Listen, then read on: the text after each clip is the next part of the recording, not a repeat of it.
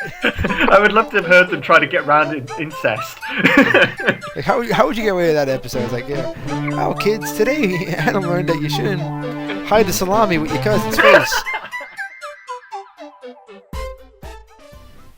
Hey guys, I'm Rob Bass, and this is Masters Comic Cast, the only podcast dedicated to Master Universe comics. And today, I got my usual cronies. I got my friend Joe and Jukka. Joe, thank you for being here. Good to be here. And Jukka, thank you as always for being here, sir. Always a pleasure to be here with you guys. He's such a liar, but he tries to make it sound like he actually cares about us. He's like, yeah, whatever. Just needed to talk with some other idiots. So, well, we have a guest today, and I just want to get into this guy. His name is Dylan Cook. Dylan, thank you for being here. Thanks for having me, Rob. Very awesome. Okay, so San Diego Comic-Con just kind of happened, and I know we're supposed to be a comic book podcast and everything, but bite me. This is our show. We can do what we want.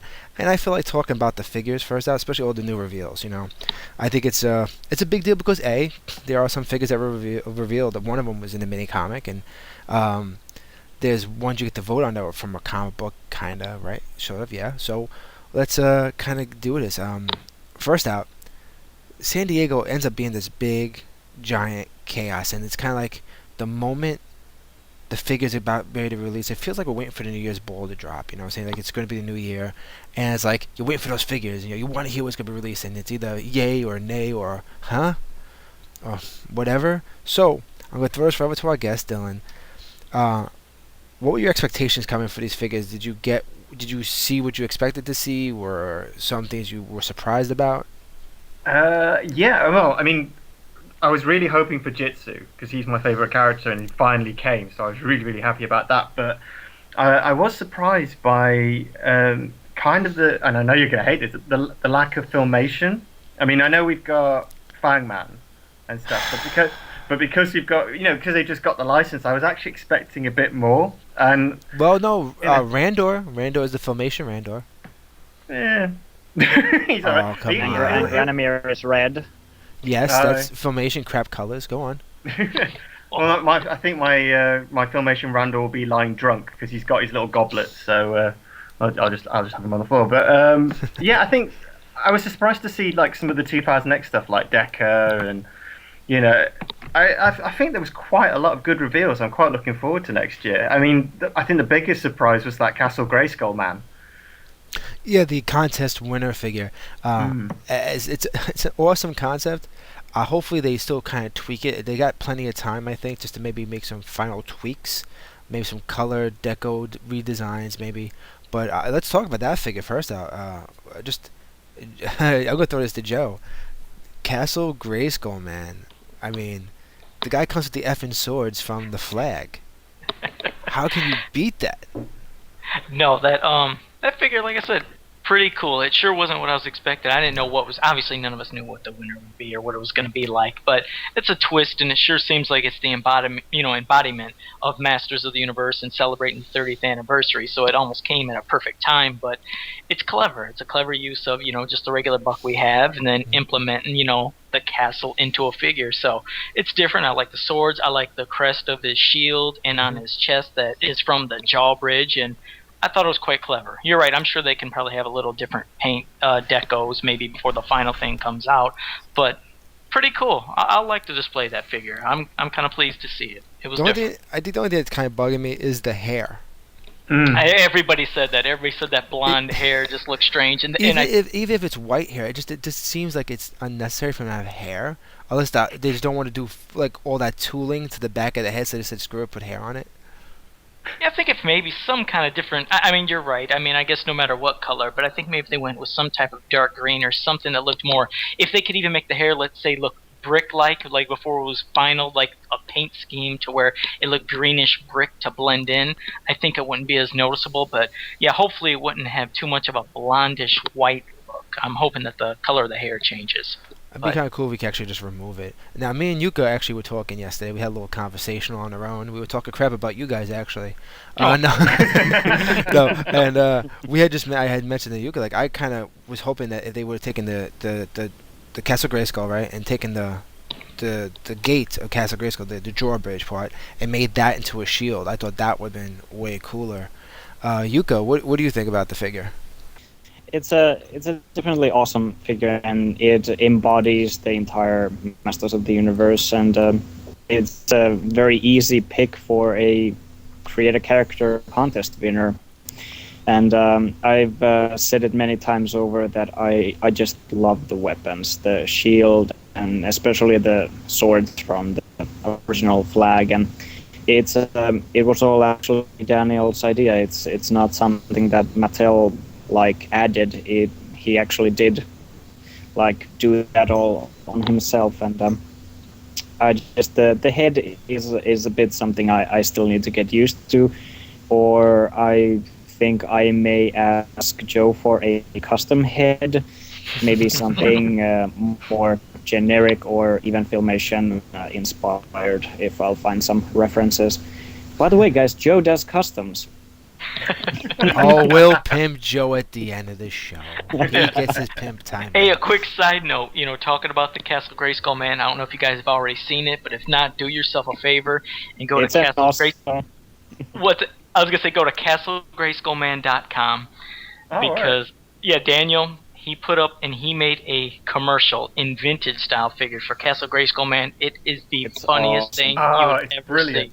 You see, my only thing that bugs me about it is the fact of the cursing in it. Like, if they could just, they could just straight up, he could have just made it straight up vintage commercial with none of the gore, none of the, just he kept could have, it. but you know what? That just is too hilarious. Oh, no, it's so much like Robot Chicken-ish to it. Exactly. It's like, and then they bleeped it, the door, the cutting off the head. I mean, that thing is just the funniest thing I've ever seen. Dead Stratos. that decapitated Stratos and Castle Grayskull Man. I was wondering, because there's been a couple of people who've done commercials where they took the new classics figures and made vintage style commercials. And it looked pretty much identical. I wonder if he was the one behind most of those too. It's done so well. I was just so impressed with the voiceover because it was just like the old, I couldn't believe it. Yeah, it was. It was very professional. Yes, it was. So I want to see more from him. That was great. Some people pretend to do Skeletor's voice in the Filmation show. This guy spent this whole time learning to do the announcer voice in the Mattel commercials. So he figured one day he'd be able to use it for Castle Grayskull Man. We'll go over the figures really quick. I do agree. I think Jitsu is probably one of the most gorgeously sculpted figures. Let's hope the final looks exactly like the way they showed it. Because that face is straight up right from Seven Samurais. That face is so well done. Do I like his backup weapons? Not so much. I don't think he really needed. I know we shouldn't bitch about getting extra weapons, but Jitsu already has an extra weapon. It's called his hand. He's the type of character Fisto just needs his sword and his fist. He doesn't need an extra sword or anything. But they gave him because of 2000X crap, whatever. But with the Jitsu, he doesn't need it. He go kung fu you, man. He does not need they give you. Is his hand articulated? Is he gonna be able to hold both? Why would they give you two if he only has one hand that can hold stuff? It's just cruel. I know it's cool, but it's pointless. Just saying. No, I said it was cruel. Oh, cruel. The torment in the guy's you can't even hold it, can you? You can't even give him the middle finger if you tried. Yeah, sucks to be you, and then he chops you. First out, Ram Man. Is that not the most perfect Ram Man you've ever seen? That is a great looking. Yeah, that is a great looking Ram Man because it does remind you, obviously, of the back of the card backs in the '80s. Mm-hmm. They did a great look because I was nervous. I knew they weren't going to do the silly look of the '80s figure. At least I was praying they weren't going to do that. And I was curious the whole time. How big is he going to be though? Is he going to be a little bit bigger? Would he be in the same scale and just bulkier? But they did a great job. He has a really upset, mean looking face. The detail, every bit of him. They did an amazing job with Ram Man. And I was really pleased to see him. What about the alternate head, Dylan? Well, I'm not a big Ram Man fan. I'm not everyone was going, oh, we need Ram Man. Yeah, we're gonna get a hate mail now because of you. I don't like Ram Man. He's a jerk. But to be honest, does he really need the alternate head? No, I don't think he needs a little metal plate head because I think just the original look is just so iconic. There's no reason for the other head. It looks like Man at Arms has done brain surgery on him and they just like medical He plane. put the abnormal brain in. He's like, no. He might have did that after ramming his head into the bricks so many times. He might have had to do brain surgery to the guy. I can see him seeing putting on the Ritz now. Yuka. Well, I've like Dylan, I'm not the biggest Ram Man fan. I've mostly been I've mostly seen him in the Filmation cartoon and then the 2002 cartoon, and yeah, he was always there. That's that's as much as I look at. He was always there, but it's kind of like nobody really knew what to do with him, and it's a shame if they play always the dumb card that he's gonna be like acting all dumb and silly and that, because in the wave 2 of the original comics he didn't seem all that dumb. He was just mistaken with Skeletor talking about smack about He-Man and him attacking him on his own road or something, if I remember correctly. Joe might be able to remember it better. And yeah, the extra head, that basically is a 2002 reference, is it not? Yeah. Yeah. In the vintage, he never took the helmet on. Yeah, he never. No mini comic, no regular comic. He never did that. Never showed it, and that's one of those that I liked the mystery, if you know what I mean. I didn't need to see what he looks without the helmet, and he looks like a guy who hits his head into things. He does. He completely looks like what you expect a guy to look like when he takes his head and uses it as a weapon. Yeah, but it's an awesome figure, and the bigger buck is just, it's gonna look really good with the regular figures, and I may have to see if I get him. He's with all the shipping expenses rising and all that, he might cost me quite a penny. He just needs like a voice chip that says Shabubi in it or something like that.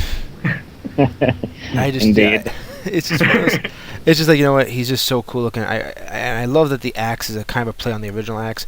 I'm gonna tell you, growing up, like, I got Ram Man when it first came out, and I could have stopped pushing the button on the back of his Achilles heel just to make him pop up. Like, it was so stupid.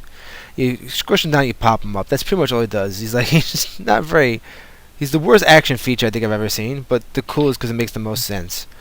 But I mean, they've gone to town with him, haven't they? Because I was just looking at the amount of detail they put in. Like, his boots have got little studs on it. I just can't believe. You just keep looking and there's new stuff, you know? Well, if you look at the vintage, and that it was all there, it just none of it was really paint decoed properly. So you see that it's all from that. I mean, you see some of the 2002 version in there, and I do agree that they, I don't mind him being dumb, because you figure a guy who smacks his head and thinks he's got to be stupid, but the way in the cartoon show 2000X portrayed him, kind of really almost as dumb as like Too Bad and whatever have you from the vintage. I don't know, just overall, at least this figure will rectify the fact of how cool he is. And yeah, you know what, finally Mattel gave us Ram Man. Now, that's one of the main first guys we've had. Like, this is a big deal, so that's a big plus. For the She-Ra fans, they got Net Torsa, which is man, She-Ra fans, I know you guys love the characters, but I thought He-Man had bad names for people. She-Ra's characters have really bad names. Net Torsa. That's not a name. That's what she does. It's so bad. No one wants to defend me here. I appreciate it, guys. Thanks for not stepping in and saying, you're right, well, Rob. That's a horrible name. We're going to call her Tossa Net, but they said, nah, we can't do that, so they switched They it. should just call it Chica with a net. Net Torsa. Really? I mean, honestly, with her, like I said, I mean, she looks great, but I was hoping for more, obviously, or a bigger character. I mean, who here obviously wasn't hoping to see maybe Glimmer, I don't know, maybe even Octavia, Queen Angela, somebody like, Net Tossa. Maybe she could have been later in 2013, but I mean, she looks good, but I do feel bad for Princess of Power fans, because it seems like they really did get the short end of the stick. They got Net Torsa. If you're a She-Ra fan, you're getting Net Torsa. Yeah, you got Shadow Weaver already. You got Adora for the first time already. You got 2 different She-Ra figures. And you got Bo. Guess what he does? He's got a bow and arrow. Very clever name. The names are horrendous, man. Like there really are not good names, and it makes me think. Cause Shira's a cool name. Adore is a great, because Adam Adore, I get it, very clever. Mhm. But Shira's a great name. Glimmer I could take. That's a cool name. But Net Torsa, Castaspella. Kids will accept anything. You know what? But like it just, I know Ram Man's a silly name, but when you hear the name Ram Man, I would step out of his way. Net Torsa, I think she might be going fishing. Like, what am I supposed to be afraid of? She throws a net. Woo. At least Froster, that's cool. She's going to do Iceman crap on you. I'm cool with that. Like, the name is really bad. And now, for everyone who hates me now, you can just email me. I'll put the email address at the end of the show. You can all hate me at one time. But no, I mean, the figure's gorgeous. I can't wait to get her. She looks stunning. I think the Netorsa they show looks better than what Froster looked like. Yeah, the face is gorgeous. Yeah. I couldn't stop looking at the face. It's quite an aggressive warrior woman kind of face, I think. About but time. She's beautiful. But the only thing I don't get, and this is because I'm not very familiar with the character, what are the big fins on the side of her head? Are they part of 80s, her baby. 80s. cape? Or are they... The what? It's the 80s, baby. That's just the 80s collar. The collar doesn't do it. Those things on the side of the head start from the back of her tailbone, go right up the side of the head. It has no point for being there. It's like you got your collar pop because you're cool. That's it. I'm wrong. I'm making stuff up as I go along. They're just odd little things. It doesn't make it look like she's got flippers coming out the side of her head, No, it's supposed to be like Shira's got a tiara, and everyone's got girls have to wear headdresses, so they throw a little. I don't know. You know what's strange? I mean, what is? I mean, we know that, of course, in the 80s for at least Masters of the Universe, most of the figures obviously being men and guys. So the gimmicks, while a lot of their names were silly, it seemed obviously a little more acceptable with guys. But when they started doing Princess of Power, I mean, I can only imagine how tough when they were making the gimmicks of the characters. Think of those names. I mean, you can't help but think if it was especially just geared towards kind of younger girls, obviously, because there's a lot of guys I talked to said, hey, I never watched She-Ra. That was a girl cartoon. I'm not watching it, even if that was He-Man's sister. But the gimmicks of those, like I said, I'm sure really would create a lot of silly things, but I guess maybe if we had a girl on the podcast to back it up to see maybe what they thought, maybe to them it sounded better. But, I mean, I could see what you're saying. It does sound silly, but... I mean, after all, it was kind of for girls when you think of, Spinnerella. Well, you know what made it worse? That Master Universe, when they were going to create She-Ra, would say, okay, well, you guys who work on Master Universe, you're not going to work on She-Ra. We'll give it to the people who work on Barbie. It's like, no, it should really be with the same it should be with the same group of people. We would honor the figures better. Like, no. We're Mattel. We know better than you. We're going to give the She-Ra license right to the Barbie chicks, and they'll make the long hair, and so girls can comb it, It's like, don't worry about it. They'll have a sword, but it's not going to look very violent of a sword. It'll look kind of silly, and then don't worry about it. It'll be fine. And then we'll give them a bathtub so they can all hang out and bathe together. It'll be fine. Don't worry. And that's what it seemed like. Why do you think boys wouldn't want to pick it up? Trust me, if they were integrated more with the Master Universe like they are now, boys would pick it up. It would have been a lot cooler. I just feel that, yeah, the names are bad, and it makes it worse as these lines are coming through. You see these characters like Scareglow, and your Mosquitoes coming, and and then how are you supposed to go? Here's an epic battle, She-Ra and He-Man are together. Quick, get me Ram Man, man at freaking arms. All right, Net Torsa, Castaspella, come on. How do you go to Battle Cry and call out these names? It's hard. Could they just... What's their real names? I'm going to start calling these characters by their real names. Now I know why we have the bios. I have the bios for that reason alone. I can now call Castaspella like Sarah, or whatever the hell they're going to name her. Shirley. Yuka, I know that you've been very quiet. Yeah, I mean, as far as the Princess of Power figures, I was looking at the motuclassics.com page, where they have all the figures listed as a visual guide, which I really like. And all I have to say about it is that it's another She-Ra character that is mostly dressed in white and blue. And for some reason that it hits me in the eye. I'm like that, well, couldn't it be someone more colorful, maybe with red or purple or something else? You already have one that's dominantly blue, so now you have another character that is dressed in blue and white against a just on a visual note, that when you like stack the characters on a shelf in order of release, that just would look. I know not many people probably do that. They don't. They have like figures January, in- February, March, April with the year, and like, all the figures like there's lots of reds in this month right here, and there's lots of blues.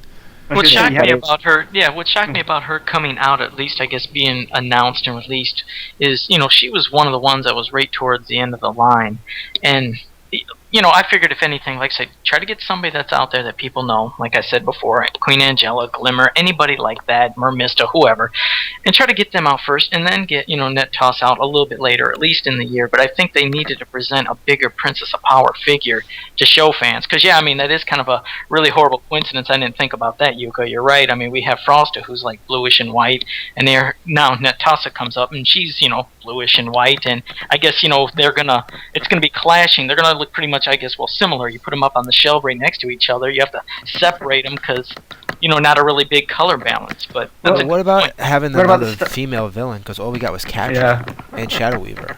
Oh, also, most people didn't get Shadow Weaver because if you didn't have the subscription, you didn't get Shadow Weaver. Yeah, it would have been a perfect time. I still need a Shadow Weaver. Someone help me. But yeah, Scorpio would have been perfect. Or That would have Yeah. been cool because Lisa would have broke it up a bit. But isn't she also red and black too a little? So Catra. How about Octavia? Because she's green. There you yeah. go. Oh, Different that color. would have been the best one. I would have loved Yeah. to see Octavia. My God, that. Yeah, that that's would not have been happening. It was the perfect opportunity to do it because it's Filmation, so that keeps them happy, and then it's also a female villain, and it's something totally different as well, and it's something that was tooling never went to made. Randman. Sorry? They said that. Scott said it. All the tooling for the whole year went to Randman. So they're not going to be able to do Octavia this year. It's not going to happen. They have to use the reused buck constantly because they can't. So there won't be an Octavia this year. Well, for next year, technically, because we got Randman. So all the She-Ra fans can be really pissed off because Randman's coming out. It took all the tooling budget for the year. You'd figure though that wouldn't be much tooling, at least for Octavia. Just it would have been bendable arms, and they've used that bendable stuff already. And they for don't some want of- to use that anymore because it Yeah. breaks. Yeah. I mean, it would just be like a backpack attachment kind of thing, like they do with the tails on the normal Masters figures. I mean, I don't know what Mattel's doing with the Princess of Power guys, because they've given them a Doran bow, which is cool, and then they've just thrown them with Star Sisters and Oh, I forgot the Star Natasha. Sisters, yeah. Yeah, I mean, they'll break up any party because they're so bright. You could just stick Froster on one end There and you Natasha go, on the other. Yuka. See? Dylan made a good point right there. We had the Star Sisters. You can't get much more colorful than the Star Sisters.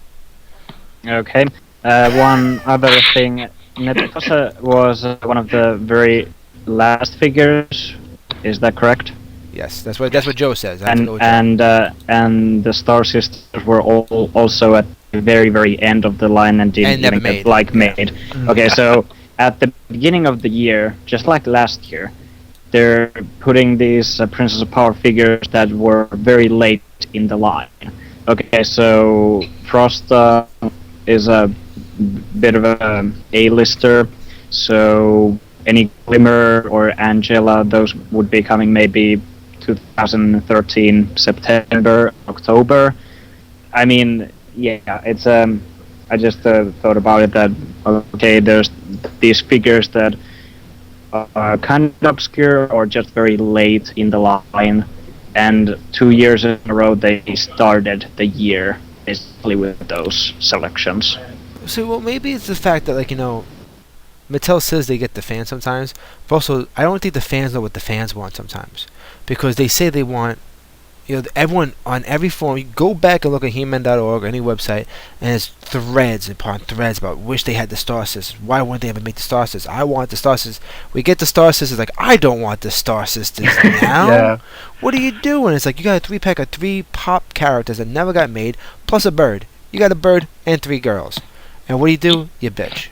And you know what happens is, I mean, obviously it's always the same, and you guys can all attest to this. It's, every year we look forward, of course, to San Diego Comic-Con, and we're just waiting for the reveals. And it's always an excitement. You're waiting, but you already know what's going to happen. When they reveal them, There's going to be some happy, and they're going to have a whole bunch that are disappointed. Because you're right. I mean, it's hard. I mean, you can never please everybody. So for everybody that said they would have loved to see Natasha, you know, and then they finally seen her, yay. And then there's the ones that say, I don't want to see her. And the same thing with Filmation. Why wasn't there more? And some people said, I don't want any.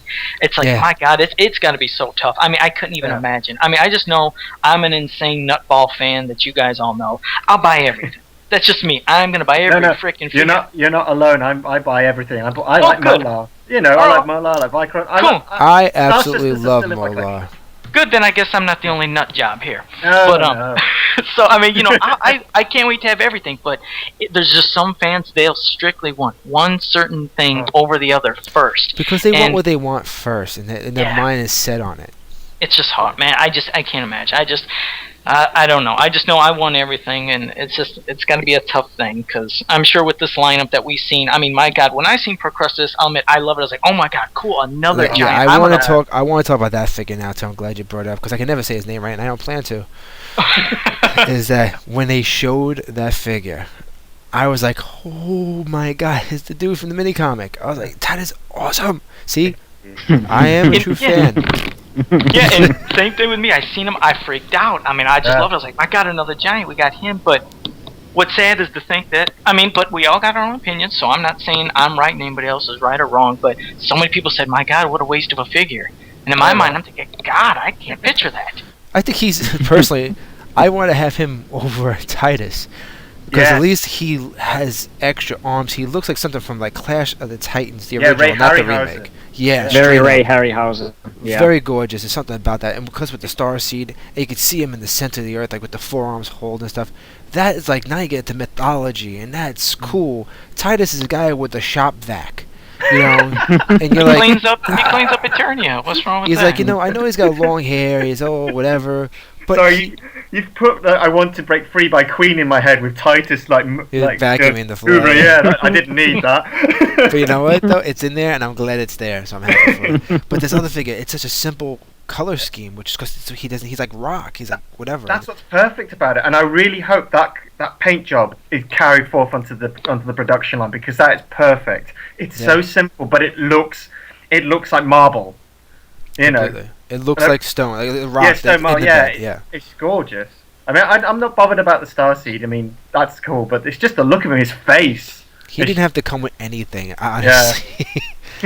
Just he came with a ball. Great, a marble, another marble in our collection. We got one with King Grayskull, and then they had to get the stand with the Sorceress Travel Pack. Now we got another ball. What are we gonna do with it? He's gonna have to hold it all the time. Thanks. I could have put my own marble. You know, I would have got a Captain America marble, put it in his hand. Get out of here. But I gotta tell you, if you guys haven't seen Yuka's video on Procrustes, did I say it right? Yeah. Procrastinator? Yep. Yep. There you go. Go check out Yuka's video at Scrolls of Eternia. I'm pimping Yuka already because I love the video. It was so simple and beautiful, and then it was done so well. And it's like, good, now you guys know the figure is, because Yuka explained who the figure is to you. Go click on his advertisement so Yuka can make some money.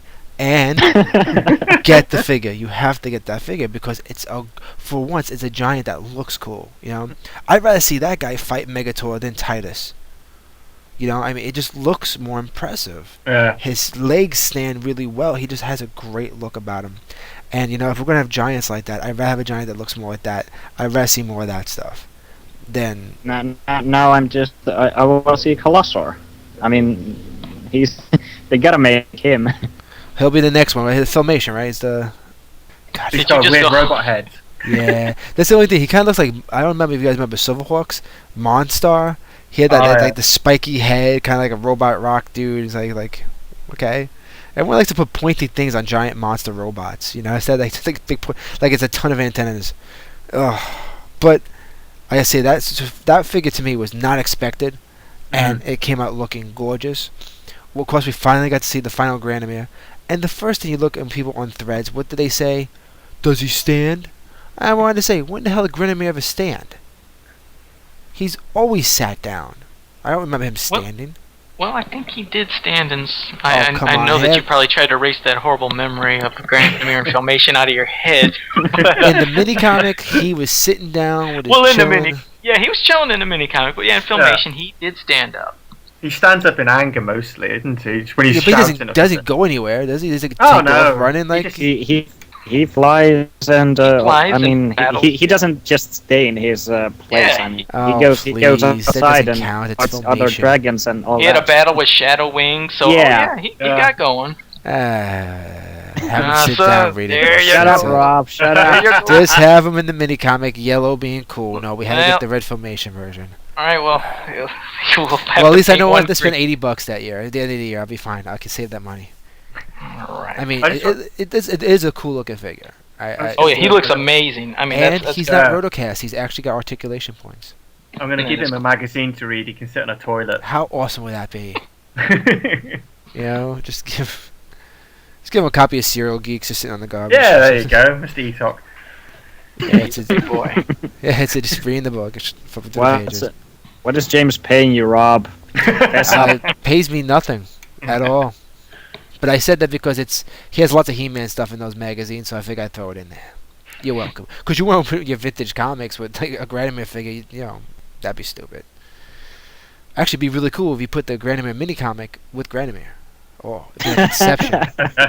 Complete He's Inception. reading about an Perfect. alternate version of himself in He's another like, reality. It's like, why am I this looks green in nothing this like reality? me. But other than that, there's like we saw some decent figures. Of course, we saw Mosquito. We don't need to talk about Mosquito. Obviously, we knew that was coming. Dan has been showing clips of the pictures for what feels like forever, and it's Mosquito. Great, cool. I'm happy. That's he doesn't have the blood squishy thing, but we knew that wasn't going to happen. Mechanic. I think he looks great. I mean, is there much to say about this guy? It's Mechanic. Were you guys excited for this figure, or is it just we expected it? Well, I'll be honest. For me, I mean, of course, I'm gonna love to have him displayed, but Mechanic has always just been kind of a blob figure for me to display with. Anyways, even as a child, I barely played with the guy. I just didn't have any. There was no replay value. So It was the it's disco Mechanic. sunglasses he would rock. Those big glasses he would wear. He looked like Elton John. But he does look really cool. I mean, the figure Yeah. does look good. I like the different extensions, sizes for the neck. I mean, he looks amazing. But I mean, we already kind of knew he was coming. We got our little preview in the email, a month or two back. So Yeah. I mean, there was no real Exactly. anticipation of seeing him debuted because we already seen him. I think Well- the only thing I didn't like about it was the bio, but then again, I never bother anyway, so I'm not cut up about it. Don't even do it to yourself. I'm Like, not. just read parts of the bios. Just forget the part where it says real name and other things. Just kind of you have to take a black marker through, pretend like it's a secret CIA file and it's all black markered through, and just find out the things you need to read. Because really, the bios tend to really just I think I kind of gave up on the bios when we found out that Fakor was in the junk pile and what was it? Triclops found him in the garbage of the Eternian junk pile. It's like you went rummaging so Triclops just went rummaging through garbage, the Eternian garbage. Was he looking for a sandwich? And then he found his blue He-Man figure. It's get out of here.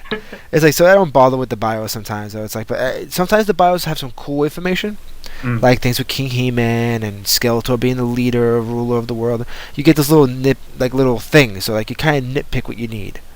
You find out that Stratos is dead and who else is dead? Gwildor died. Gwildor didn't even come out yet. Gwildor's dead already. Actually, everyone goes, "Oh no, they killed another figure." It's yeah, big battle, people die. Yeah. Well, it's also Stratos. He should have came with a weapon. Maybe that would have helped him in battle. Yeah. Go figure. Should have had that Just staff of flying. Avion with him. Or just a gun, maybe something. Man at Arms could have hooked him up with those little rest armor plates with the blasts. I'm just saying. But of all the figures, I think the ones I'm most excited about is actually the pilots. Now, No, wait, did you actually say you're excited about him? yes. The Okay, good. pilots Then are that doesn't make me great. feel bad because I was going to actually jump in first. I wanted to say that when they were shown, it seemed like everybody was excited. Now I'm seeing a lot of hate online. But you know what? This is what reminds me of when I was a child growing up. We didn't obviously have the internet back then. You go to the store, you are always surprised what's going to be next in the He-Man aisle. And you'd see something, you'd shock you, and you got so excited. Seeing Blast Attack Ninja or whoever it was. Back then, you used your imagination. We had one of those back then when we were kids. So we got excited. Sounds like an old man ranting right now. Yeah, it's old man ranting. I'm sorry. Just let me get my cane and walk over somewhere. No. So when they announced the Fighting Foemen, and for me, I did flip out. I loved the look of them because I remember having those monogram kits and those little vehicles growing up, and to see that they took the images of those characters that you really couldn't see a lot from the art and made them these three people. I thought that was the coolest thing. Again, it shocked me because I wasn't expecting them. and it gave me that feeling like I was a kid again. But I also like the weird little weapons, how they kind of integrated the weapons to look like the vehicles. I mean, for me, I couldn't go wrong looking at those. I loved them, but a lot of people might not care for them. But Well, you said, Rob, you like. Oh yeah, I mean, I'm gonna tell you right now that not only do I like them, they are gorgeous looking figures. Yeah. So you know we're never gonna get these vehicles. Okay, let's just be honest. It's not gonna happen. Wind Raider just kind of killed everything, and that's because it's just, you know what? It's just not gonna happen. You know what I'm saying? So if we could make the vehicles integrated somehow, like, okay, Bionatops, we got his gun with the Preternian He-Man, right? So if we get things like that more often, I can live with that. The Roton guy is my favorite. His staff has the Roton on it, and his chest plate is that stupid face on the Roton. Never understood why that face was on the Roton, but it didn't matter because it was cool looking. And it was the most annoying toy as a kid, so it pissed everybody off. So, that figure, no, it did. Like, you rolled it on the ground. Like, 2 seconds, start rolling like that. My mom's like, take that off the floor now.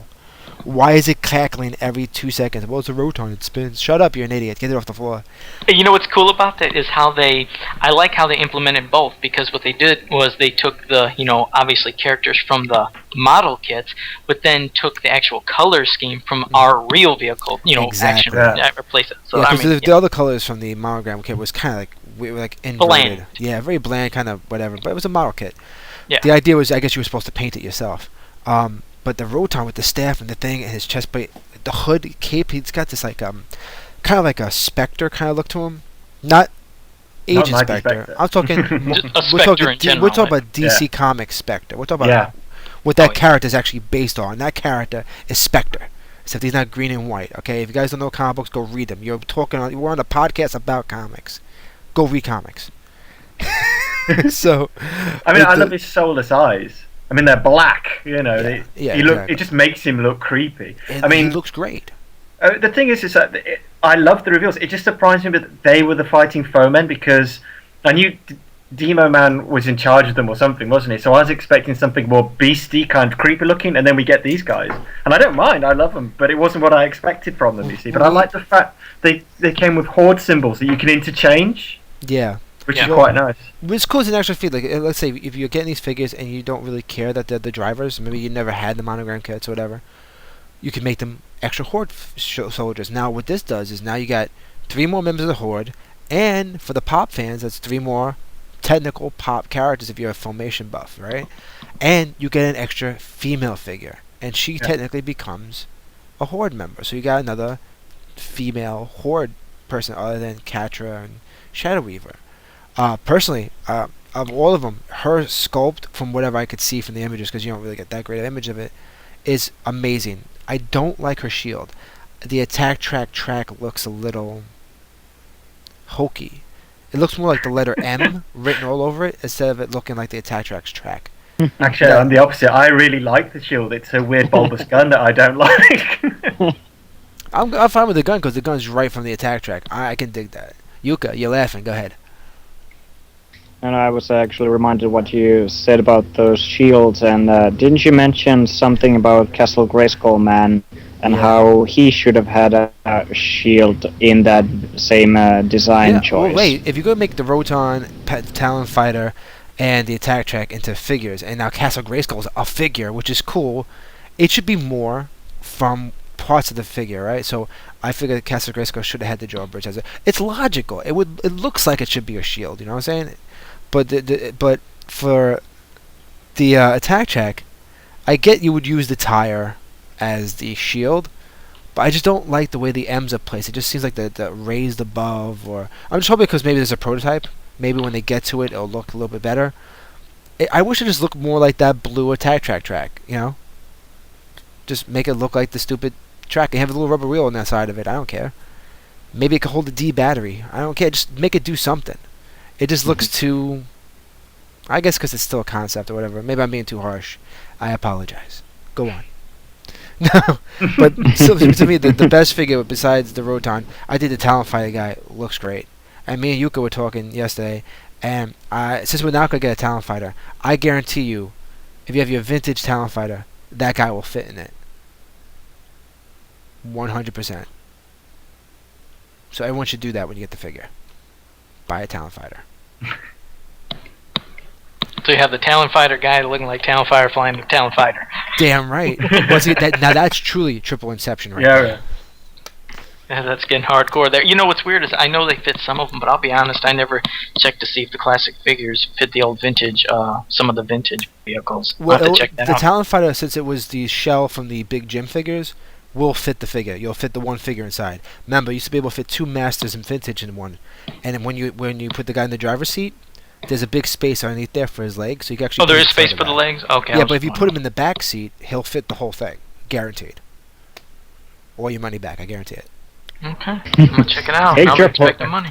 Take your bets now. Just don't ask me for the money back. I mean, I'm going to try. yeah, it should fit. That'd be awesome. Now, at least you can use some of the vintage. Like, probably you could even use the girl for the attack track because the attack track's kind of open on the sides. You could just put her legs around the outside. I think it would probably work. Roton, not happening. Roton's had like Skeletor barely fit inside the Roton, so the vintage guy won't. The new guy won't fit. All I do know is I'll admit, I tried to put some of my classics figures in my model kits that they're based off of, and that's not really happening. Yeah, they don't fit in the models. They have problems. Are the models bigger than the original toys then, or are they No, smaller? they're pretty much almost the same size, but like just the inside to where you'd seat some of them is different. But if you've never seen, I mean, I'll be honest, the Roton of the model kit, that's actually better than the actual Masters of the Universe vehicle Roton. Because here's the thing, they both still, when you push them across the ground, they do that spinning that Rob's mother hates. They both do that. But the cool thing about that Roton, it has a cockpit on it. And it has a molded face of the eyes and teeth compared to the sticker of the vintage, actual right. real toy. So if you ever can come across them, get those. Those model Yeah, kits. Are pretty $299 on eBay. Don't bother. cool. They're not. Are they that much? Yeah, because they're very rare. Yeah. The cheapest I seen was out of box was like $60, and it was missing pieces. Oh, Yeah, the minute I saw the figures online, I said I'm gonna look on eBay right now. I was like, oh, of course, that's triple digit money. Thanks. I didn't know that much. Yeah, because I used to see them in the comics when I used to get the comic books as a kid. You open up the thing and it would have monogram, and you'd see like the Roton, and you're like, oh my god, look at that! I was like, don't own these. Where can we find them? And they were hard to find because most toy stores didn't even have them. Yeah. They were really hard. The monogram kits for the Master Universe were really hard to come by. And I think most people didn't even, obviously growing up, didn't know about them. I never would have. The thing is, my dad, he collects model cars and stuff. I actually remember me getting those. I was at KB Toys in the mall, and I was going for my He-Man figures in the one section, and I hear him yell, Joe, come on over to the models. I was like, oh, here we go. What am I going to look at now? And I was like, what? And he was like, I don't "Look want at to play this." sports, Dad. No. Yeah, no, I know. I figured he's gonna be showing me these goofy car model kits, and I'm like, oh, I don't want no model cars. And he's like, look at those, isn't that He-Man? I was like, what in the world are those? And all three were sitting there, snatching them right up. If he didn't collect that stuff, I would have probably never had those things either. Wow, yeah. You just made me. I teared a little bit when you told that story. It's a beautiful story. But seriously, that's Sure. cool. Yeah. But the Fighting Foeman, I mean, as a name, really, is that really how the thought process goes? I don't like the Fighting Foeman. Like, what does that even mean? Let's go with Yuka. Yuka, what does that name mean, man? All I know is that from what Scott has mentioned, it was the original working name for Masters of the Universe. So it at least has a reference there, and I can't remember all the times they've mentioned those. I think, was it in Preternia map? There's a place like a faux territory, something. There was some place that had the name reference. So, but I completely forget any Demo Man references, because I mean, Yeah. weren't these guys like on Vicron's time? And Demo Man has nothing to do with Vicor. Mhm. And in Classics bios, they don't really interact in the same time, if I remember correctly. Yeah, we're gonna have to start doing our homework when we do these podcasts because we're coming up with stuff that we don't really know. It's pretty embarrassing. We'll just say Scott and I, I love you, man. These three figures are awesome, and I don't. And you look very good in spandex tights. It's awesome that they have the horse symbols. I hope those can be somehow plugged to other figures as well. Right. Just now they're gonna make a weapons pack of just horde symbols. Just like everyone becomes a horde member. Hey. Did they show them without the symbols? Period, without like let's say the Rotan symbol and without the horse. All right, because I figure there'll probably be just like a plug in their armor where it pops in, pops out. I figure that's how. I hope it there's works. not like the Shira hole. I hope they don't have a hole. I hope it clips over like how Catra's mask does. I bet you it's going to be a Shira hole that you're going to hate. At least that's my guess. I could be wrong, and I'm hoping wrong. I didn't hate the hole in Shira's head personally because who's It's going to be it's gonna be a similar hole like Rockon and Stondar had in the vintage line. And now we have the buck needed to make Rockon and Stondar. No, now we have the hole. Apparently, we can make holes in figures. There you go. But overall, the figures that came out, I think I was pretty excited about. And now I want to talk about the voting. Now this is where I want to bring it up, and the subscription figure. So let's get to the subscription, which will lead us into voting, and we can start really yelling at each other. This will be fun. First out, so the subscription figure for next year, 2013, is Triple H, King He-Man.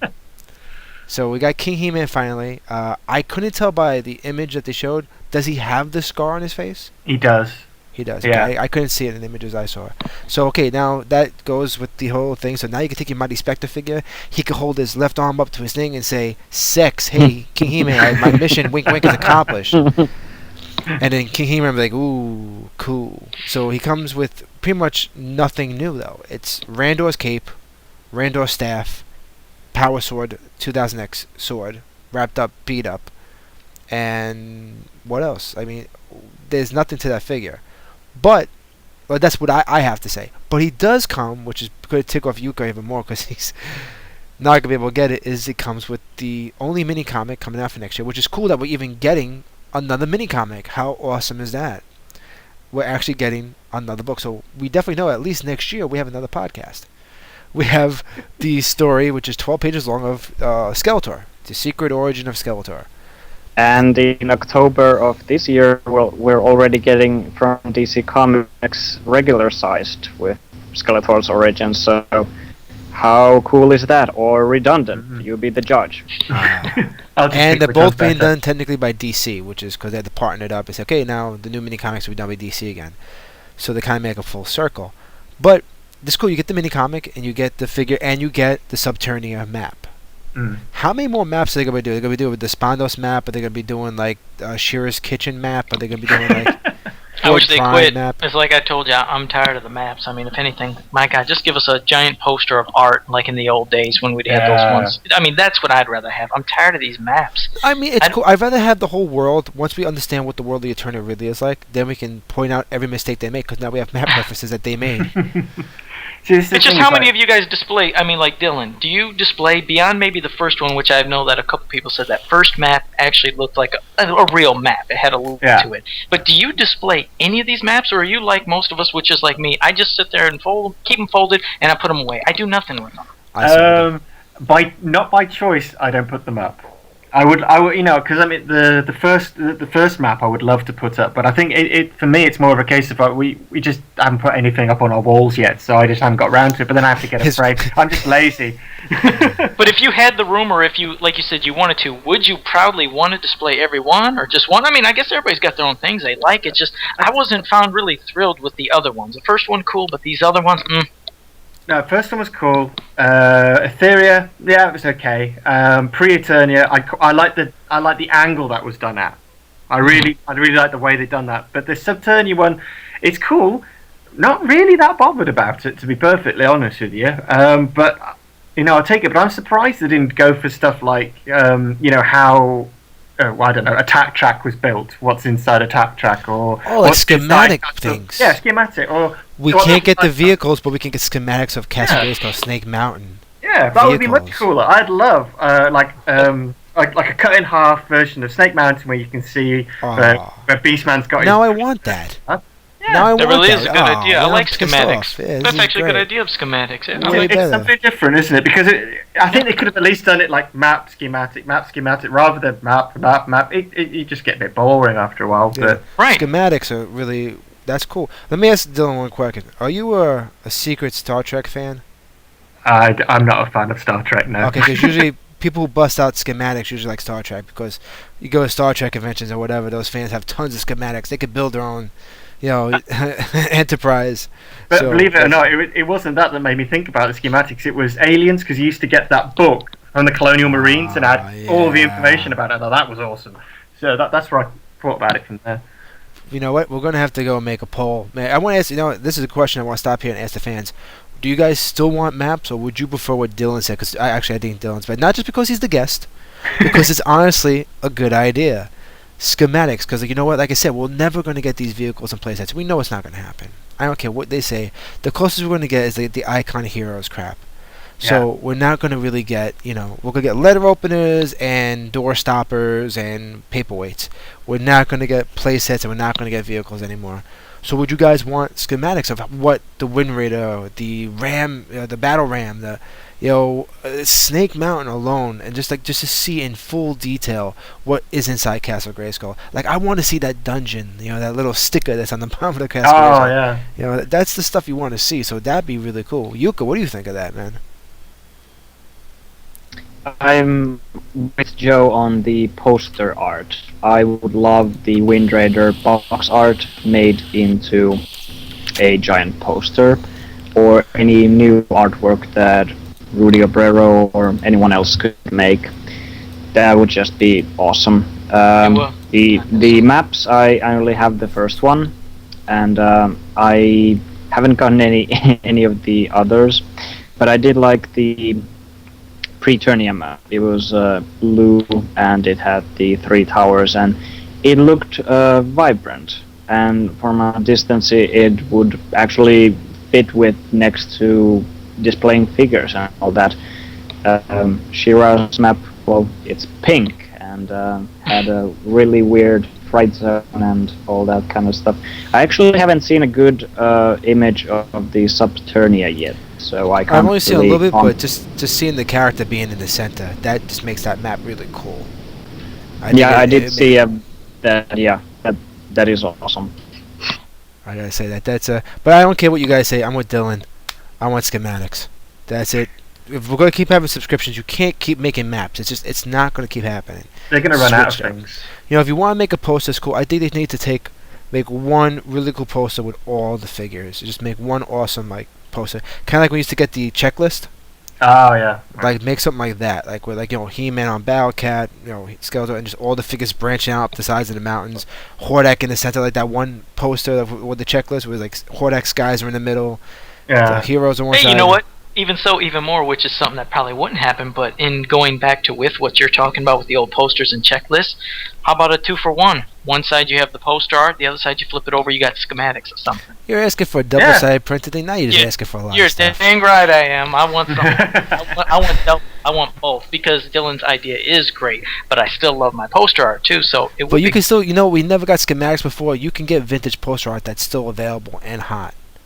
So you can actually do that yourself. Nice. Oh yeah, I mean, it would still be nice to have some new stuff, but no, I mean, I do love the schematic ideas because it was like on the Wind Raider box did something like that, right, Dylan? Yeah, exactly. I think I prefer something a bit more technical and more detailed than that one, but I thought that was awesome. That's the beginnings of it. Keep going. You've tried it, and I just keep going with it and see what you can come up with. What else could they do a map for now? Like you said, apart from Despondos, which, as far as I can tell, is the entire universe. Yeah, I never quite got the Despondos thing. I'm still confused with Fright Zone. Where do we Okay, on the Eternia map there was Fright Zone, right? The citadel of Hordak. Mm. But in the Filmation, Fright Zone was in Etheria. Because I remember I actually just saw the episode, and she was like, "That." He was like, "Oh, that's the Fright Zone." And she was like, "Yeah, he's a bad guy." And then He-Man's like, "Oh, that sucks, sister." And she's like, "Yeah, brother, let's go back with the rebellion." I don't remember the episode that well, but all of a sudden there's this giant. synopsis. That's the best synopsis you're ever going to get from me. But and you see, watching so I'm like, wait, where does Fright Zone exist? I never thought the Fright Zone actually existed on Eternia. Well, to me, because the Formation Fright Zone, that to me is like the big mega city, and then the Rock kind of outfit is just like his hovel that he's got stranded on. That's the only way I could come up with it, because it's not, because all it is a big snake monster and a tree. And a and gate, that's it. a wooden gate. Yeah, there's nowhere for them to live in that. They just sit outside getting cold. It's pointless. So Well, you don't know how big the cave is with the snake monster. It might be cool there. It might be like Snoopy's house. You get into the little thing, it's huge. like a TARDIS as well. Yeah, it's completely like the TARDIS. You just walk in, and all of a sudden it's gigantic. Hey, there still is another map they could do. Never thought of this. You guys gotta bear with me and think about this. They can give Earth. And what would happen on Earth is you'd see Queen Marlena's house where she used to live. Then you'd have Robbie's chicken or whatever and ribs or wherever Gwildor got his stuff. And then you can have Lubick over there. See, they could put Earth there too, and they could put all that stuff. Implement. But my thing. Oh, okay. This is something I want to bring up with you guys. Danny had to post this thing about Mattel had a display on the major Matt Mason figures that were big '60s popular astronaut toy line. My idea is, if they're going to make these figures and make them come about, how cool would it be that Queen Marlena, Captain Glenn, was with these guys, and make it like what she did prior to being on Eternia? You know what? I mentioned this. You know when Marlena was first revealed to be an astronaut? Yep. I posted it on the org. I said, look, how cool would it be if we got Matt Mason and the other guys, the other three Didn't guys they show with last year like a little plaque and it had those names on it?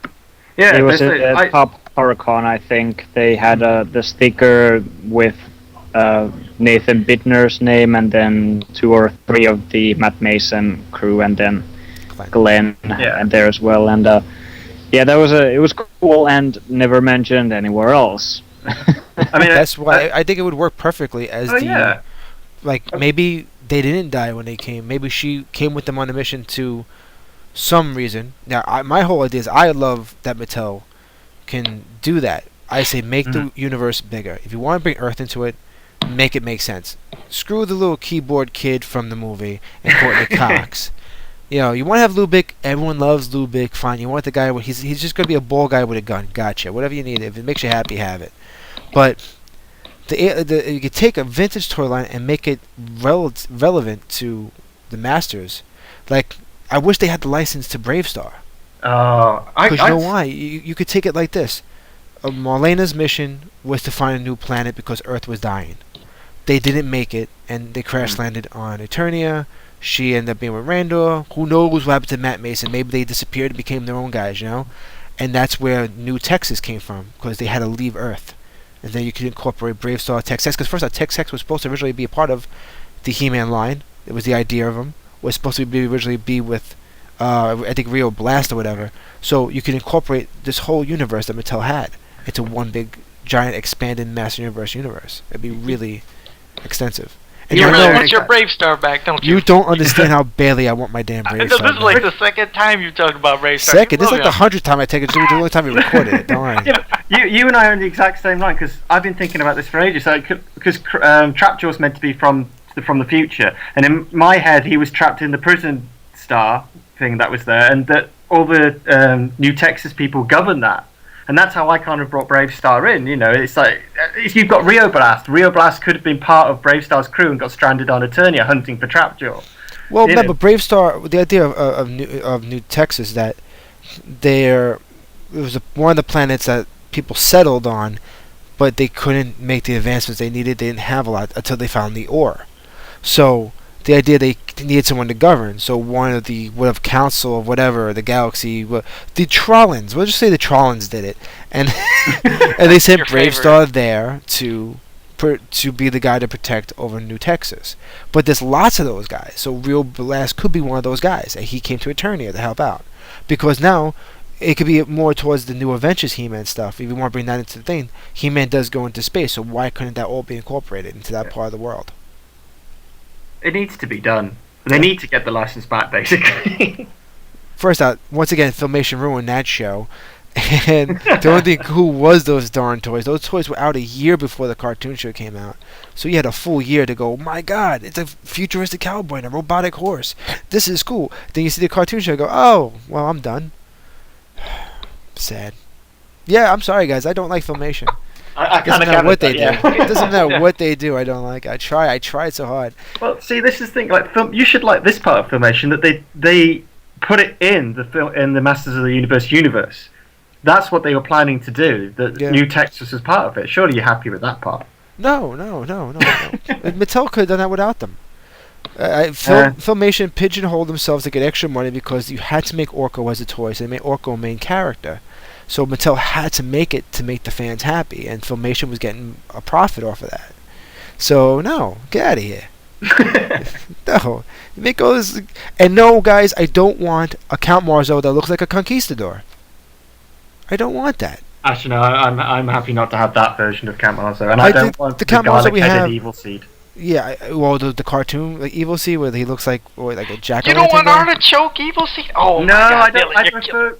I'm Oh, sorry, I you're like killing that. me! I got here. But this we is would my like a perfect Joe thing. Amato custom version. Oh, look, here, now check Ah, this. Like I said, now, if they ever played Evil Seed, and this is the perfect thing to do, and logic-wise, you could get 2 for 1, and it'd be this simple. Now, in the Filmation one, you never really seen Evil Seed underneath that robe, beside that big old artichoke head. Now, of course, in 2000, in the MYP, we've seen his whole entire body. How easy would it be? You would just have the MYP, Evil Seed's body, and then he would have his head. Then you could pop off that head, put on an artichoke head, and they could come with a robe, and it would cover, and you'd have both. And there you go. You'd have the ones that love one love the keep asking other. for all That would these be things, perfect. Joe. I love it. Hey, they can get variant heads and all. They can make a special one for me. They better do it for me. I'm trying here, ain't I? Come Well, on, you know now. what? I love 'em. I would honestly take Evil Seed over Fangman. I mean, we're avoiding Fangman like the plague, or at least I am, because it looks like a Master Universe Classics body buck with a cartoon head. The head, to me, personally, does not fit in with the Classics line. Look at Jitsu's detailed face, how gorgeous that is. Look at Shira's face, and look at the Fighting Foeman and Hordak, and then look at Fangman. That face is not a Classics face. Yeah, but you know what will happen? Everyone go, it doesn't look Filmation enough, and that's another uproar that you have to deal with. His tongue is articulated, and he's doofy looking. It's Filmation. Well, again, that's a way where, just like Dylan said, no matter what you do with that character, you wouldn't win. I'm happy because he does look like Filmation, but I know, like you said, he doesn't look like he fits in with the other classic figures, but I'm glad to see him at least look Filmation-like. I'm happy. Yeah. He does not look like a threat. You put him next to the weakest looking Master Universe Classics figure, like Orko could kick this guy's butt.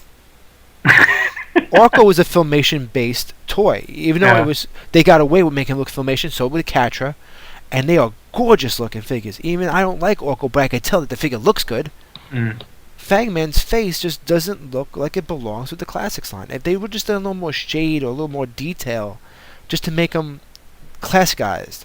That's what it's supposed to be. It's not supposed to be 100% Filmation. It's supposed to be a hybrid of vintage toy with articulation now. That's it. Shadow Weaver worked gorgeously.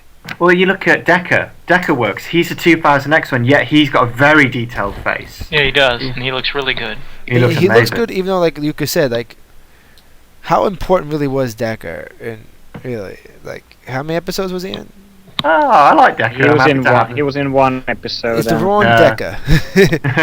The only Decker for me is Blade Runner. Now, give me that Decker, and then we'll talk. Well, again, I know they were trying to obviously, try to get some MYP in 2000 love of what we never had in there. And as for the other characters, I know we had, Calyx we could have seen, and, like what Dylan was saying, Evil Seed. So I guess they were just trying to give some mix, I couldn't imagine, like I told you, I couldn't imagine being in the position any of the, people that work at Mattel or anything is, because it's hard. No matter what you do, like you said, you're not going to please somebody. But, I think they did a great job with Decker. You're right, he wasn't very important, but that's a really good looking character. I agree with you. It's a cool looking figure, but I'm just saying, like, once again, it's like another figure. Just like he fits in with the line now. Yeah, he does. Well, can I put it on the table that if they did make Evil Seed and they gave, the 2 versions when they did the Filmation head, I hope he looks really goofy in Filmation. Like, I don't even want him detailed and getting any extra like classic with the look. Horde Prime has the UK head, which is pretty doofy. Yeah. Looking like a roach. You know Makes me think of Sectars. I love Sectars, and that's Sectars would be cool.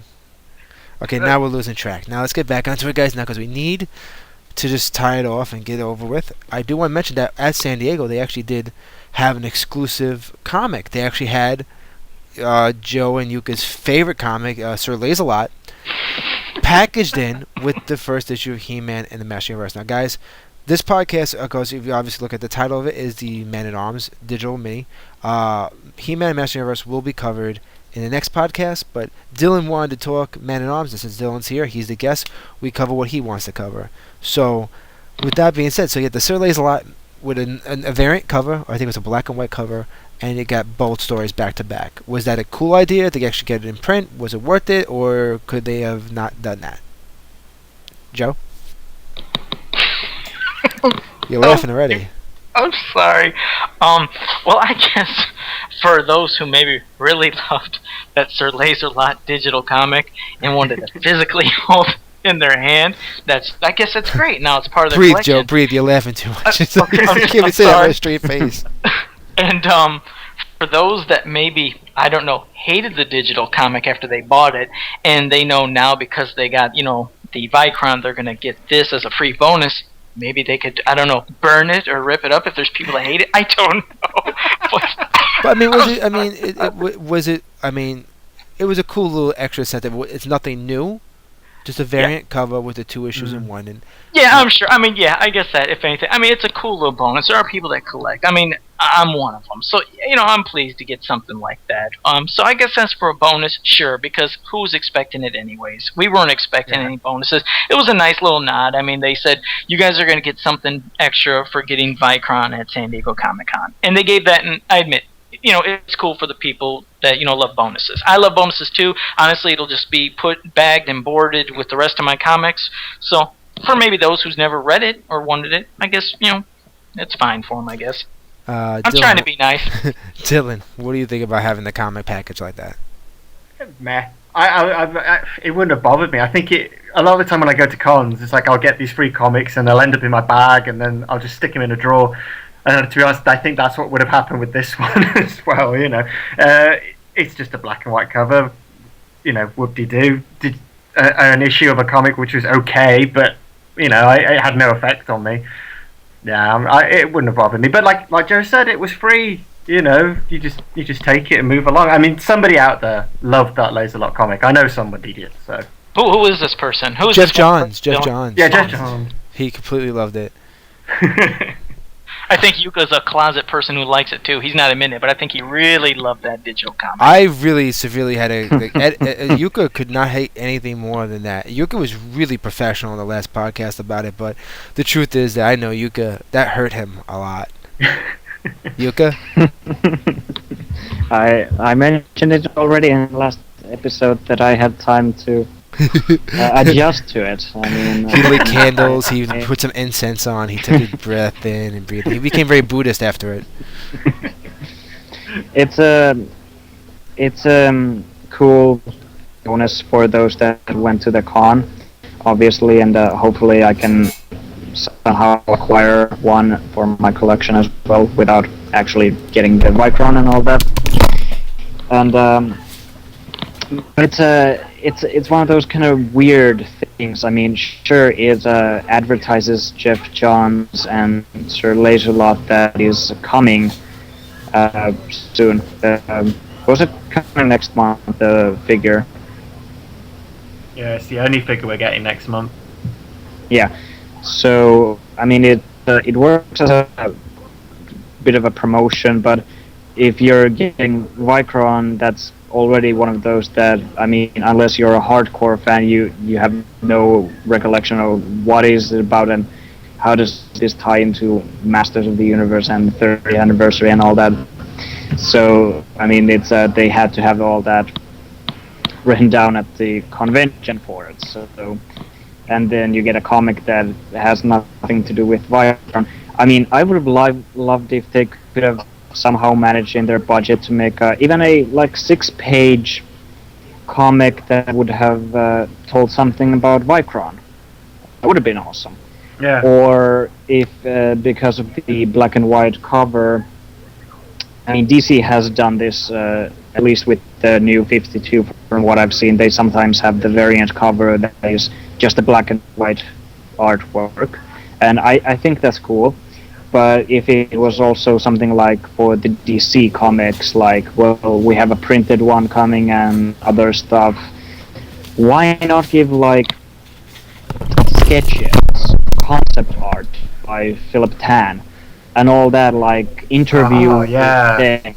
Because I mean, in DC, the 52, I think it was possibly in Action Comics or something, when you like read it, and at the very end, they had like different concept arts of how they had tried to like make the Superman outfit and like different Jim Lee works and all that.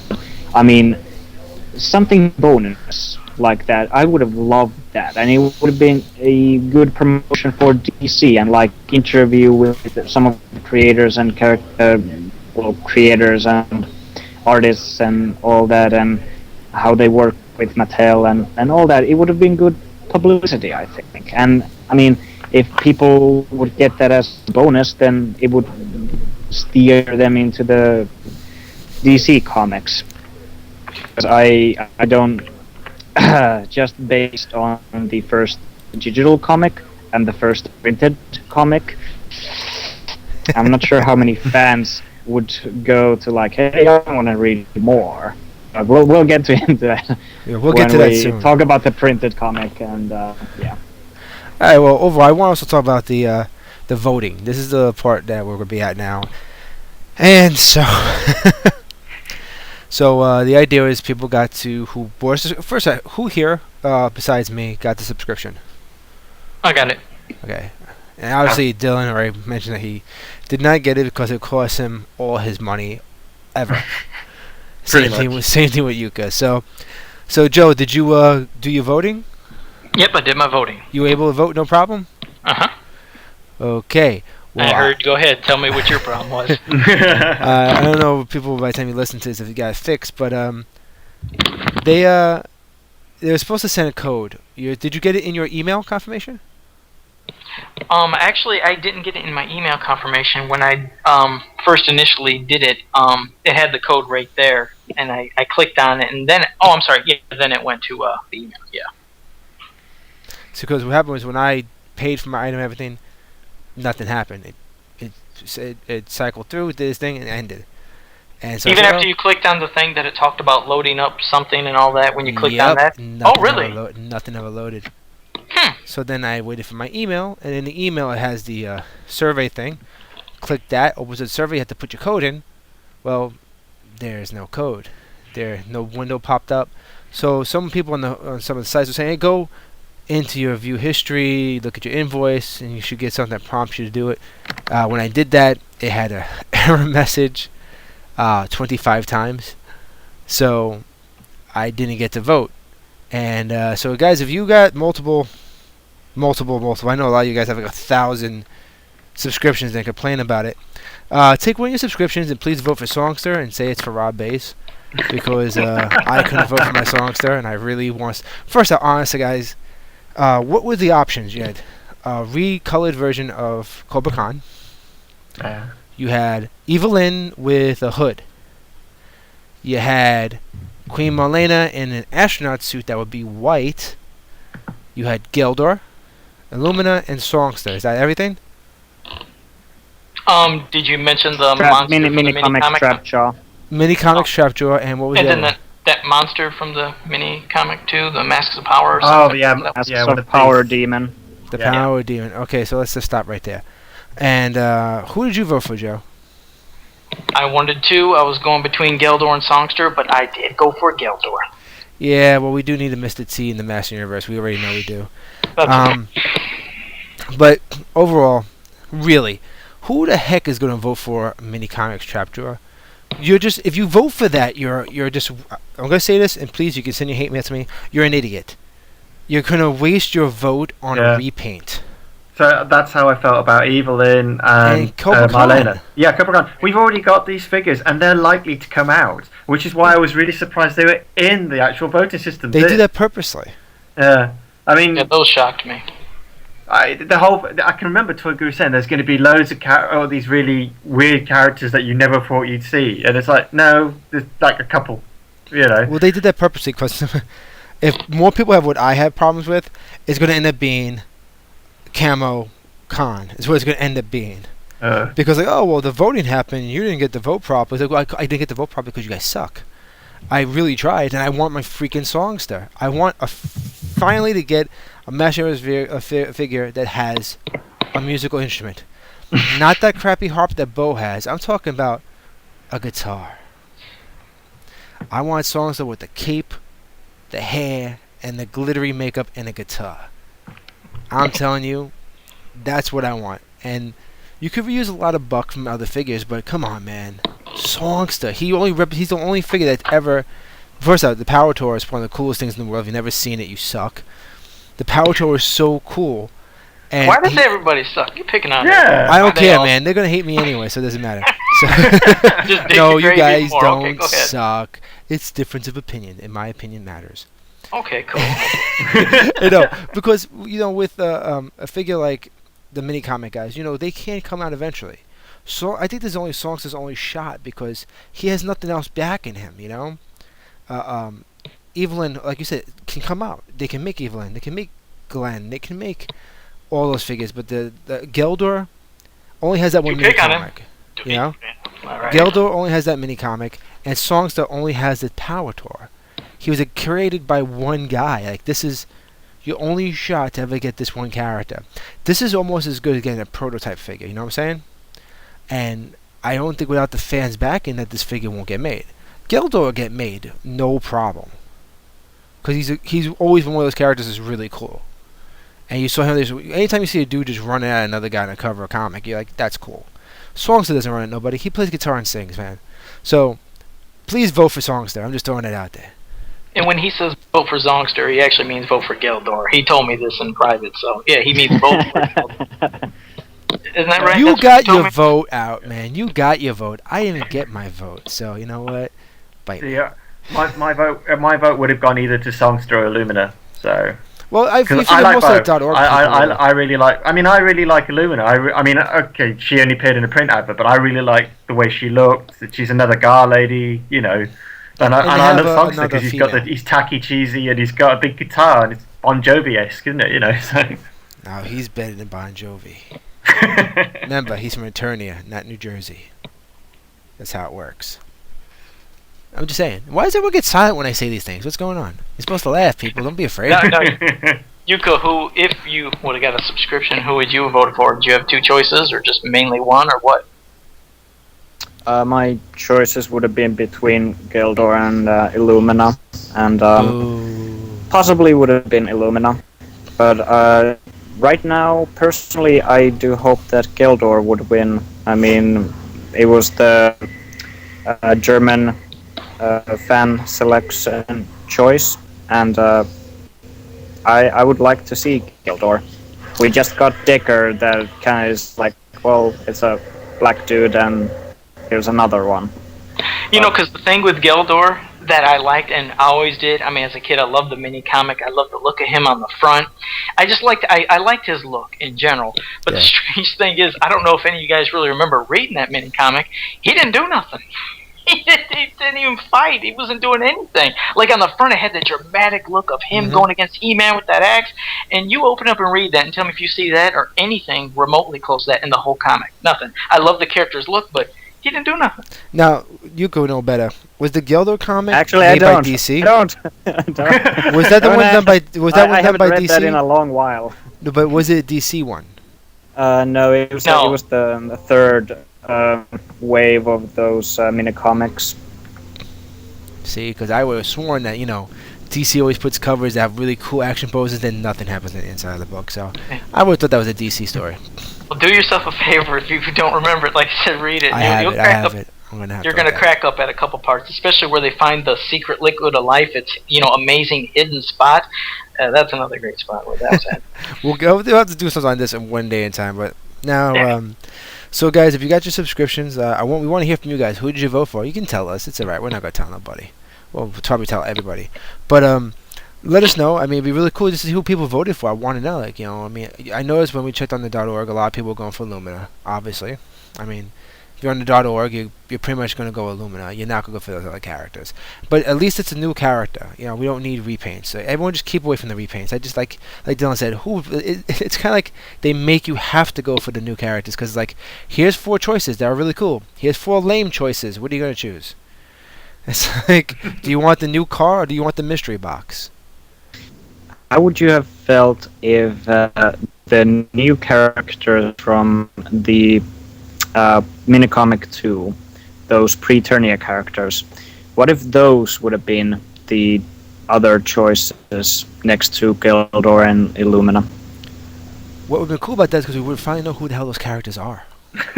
That would help that a great deal. Like, oh, so you're from the mini comic, great. We can actually see who you guys actually are. It'd be really funny if they show the image. It'd just be like that little shoulder image of the one guy and the half of the ear of the other guy. We'll make this guy. You want to vote for this guy? It's a staff and an ear. We'll figure out what the rest of the body looks like. No, I think that would be kind of cool because that would be really cool to see if Mattel, if that mini comic actually holds any water with the fans that voted for those characters. You know, I definitely think that would have been a cool toss up, way better than a hooded Cape Evelyn, or Queen Marlena in a white jumpsuit, or a camouflage Cobra Khan. Really? That was the worst idea of a figure ever. Cobra Khan with clawful arms. Why? There's no reason for it. There's nothing to it. It's just it's like, was he in the military? Why don't you American flag on him, give him a gun, and just like he's hiding in the jungles of Vietnam. He's having a good time. You know that would have spiced it up more. Kong. I think Yuka, you really are. I mean, you had something there that really would spice the voting up and maybe made it a little more interesting to have those Preternian characters. Because I mean, you're right. These variants and just the color changes and swaps and. Like, I could care less. I mean, I couldn't imagine if somebody would actually think, I want that trap jaw, and I want Evil Lyn. I couldn't even envision that. But, again, everybody has their own taste. But this is one time I don't think anybody will vote for a variant. That would shock me. But it would have been so much better to have those Preternian characters because, it would be neat. Okay, who is Gladiator? Tell a little more about him or any of those guys. Well, maybe these figures are actually just coming in the line, so that's why they even bother. They put anything I think it's in these new mini comics are going to be made, without a doubt. I don't think there's going to be any doubt in my mind that those characters are going to be made. So maybe that's why they didn't bother. So it's like or maybe they're saving them for next year. Maybe they'll do it again if the voting goes well, where it actually ends up working properly. Sorry, I didn't get the vote. So really, it's really like Yuka was talking to me yesterday. I was trying to do it. I was cursing in filthy languages. And saying horrible things about Digital Rivers and the Magic Collector's site. And Yuka's like, yeah, I gotta go to sleep. I can't be bothered listening to you curse at the TV, at the monitor anymore. So, on that wonderful note, the second digital mini-comic. You guys ready for this? Yeah. Wow, that was a nice segue. Hey, I'm classic at my segues. I want to get us to the point we have to get at. I learned this. I learned my trait from Chris Vint. This is all trait that I learned this the hard way, baby. So, with that, we'll go get right to the Man-at-Arms comic, which, let's just talk about this. Wasn't Battle Cat supposed to be the second comic? Yes, it was. So. Yeah. And when you went to download the Man-at-Arms comic, at the beginning, they even had the text blurb that had all the description for Battle Cat. So it was one of those that they probably at the last minute made a change, but so I'm even more interested in seeing the Battlecat one now because it's one of those that, well, did they have to do like some updates on it, like new art or revision on the story or anything? Why the change? I mean, it's no explanation so far. I think I know why. I think because we completely trashed the first digital mini comics art. They're like, we better make these guys happy. People actually listen to these idiots. People listen to us once in a while. So all 6 people out there who listen to us can get mad at the artwork, and so they're like, well, you know what? We can't have those people mad. It's gonna cost 99 cents for them to download. So let's make it a good one. So, or it could have just been simple enough. Maybe Man-at-Arms got done faster than the Battlecat story. It could just be that simple. Or they accidentally uploaded the wrong comic. How awesome would that have been? The new Battlecat story. You guys know that I know Man-at-Arms is green, but he's not wearing a saddle. That's a horrible thought. I didn't need that either. He's not on all fours. He's not rocking a saddle. So that's something totally different. Okay. So we'll go into this wonderful, fantastic. Which was, obviously, I think everyone was kind of surprised that this comic book was the one. I mean, we're like, wait, I actually downloaded and go, wait a second, Man-at-Arms. Did I listen to my own podcast? Didn't we say it was supposed to be Battlecat? I'm pretty sure we said it was Battlecat. Damn, you could lie to me. And and I read it. So are we ready to this? Joe, are you ready? You are taking the guns, man. You're steering the ship now. Ready. Is that how you're gonna talk through the whole thing? Yes, this is how I'm going to speak. No. I know 3, you 2, want. 1, Joe, go. Yeah, let's say everything like that and keep it completely like nice and calm. All right, so we're gonna start with the. Let's just Joe. Let's start with the cover, and like we always do, we'll trash the cover and work our way in. We're going to trash the cover? Okay, I know you're good at probably doing that. So what we start off with is the cover. We have Man-at-Arms. He's standing in the middle surrounded by all these people that we don't have a clue who they are. All their eyes are glowing. He's shooting out at one of them. They're charging. They're flashing at him. And it says DC Entertainment, #2, Masters of the Universe. And we basically have Man-at-Arms, like I said, surrounded in the middle with what looks like, again, they love using this scaly chainmail, or I don't know what this effect is, but he has this on his body too, and it's like under his armor. So that's another thing I'm trying to, figure out what the whole thing with this is. Is this a skin-tight thing? Is it chainmail? Is it scales? What is it? But as for the art, it has like those really thick lines around it, but I think it's pretty good. I don't have a problem with it. I mean, there's a lot of lighting and shadowing, but it's a pretty intense first get right to it cover. So there's a lot going on in it. Dylan, cover. What do you think? I actually really like it. It's quite dynamic. It actually has a movie still feeling about it. Like if they took it from a cartoon, that's why I quite like it. I agree with the weird scaly thing. I think it's just the way that they do it, like it's all just metal folded on metal. I think that's about it. But I think the one thing that got me was Man-at-Arms' helmet design, because it's very different. I mean, he's got lightning bolts on the side of his head now. I mean, what do you think about that? I mean, honestly, the helmet never bothers me because I think everyone does a little slightly interpretation of what's on that helmet. And I don't think that's really overtly like lightning bolts, more than just like his interpretation of what would be rocking on top of Man-at-Arms' helmet. My only concern is with all that chainmail he's supposed to be rocking, how come his stash doesn't have a chainmail? You have to protect the stash. I love that they gave him the stash. I don't. I'm not a formation guy, so I don't need the stash. I mean, that's how I've always known Man-at-Arms, looking like Tom Selleck. So see, but Tom Selleck was cool as Tom Selleck. Man-at-Arms just looks like someone's dad. He is someone's dad. Go with the bios carefully. I don't even know what he is anymore. I think we've lost track of what he's supposed to be. But no, I mean, you have your stash. You have your stash. So obviously, the stash is the iconic thing. So everyone gives him the stash. Me, I don't. I'm not the stash guy, but I am obviously the minority. So Jukka, cover. It's very intense, and it grabs your eye, and I do like it. This one feels like an actual Masters of the Universe comic, and the Sir Laserlock just didn't really. But yeah, I mean it's a character you recognize, and one thing that I'm not sure how I feel about it yet is the title. It's simply Man-at-Arms. I mean, the earlier one that was The Lost Knight or something like that. So, well, I think the Dark Knight was taken with that one, so they called it The Lost Knight.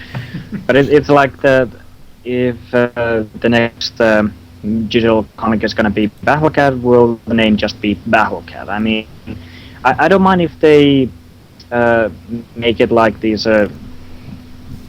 How do you say it? That just a like character focused and just name every issue by a character.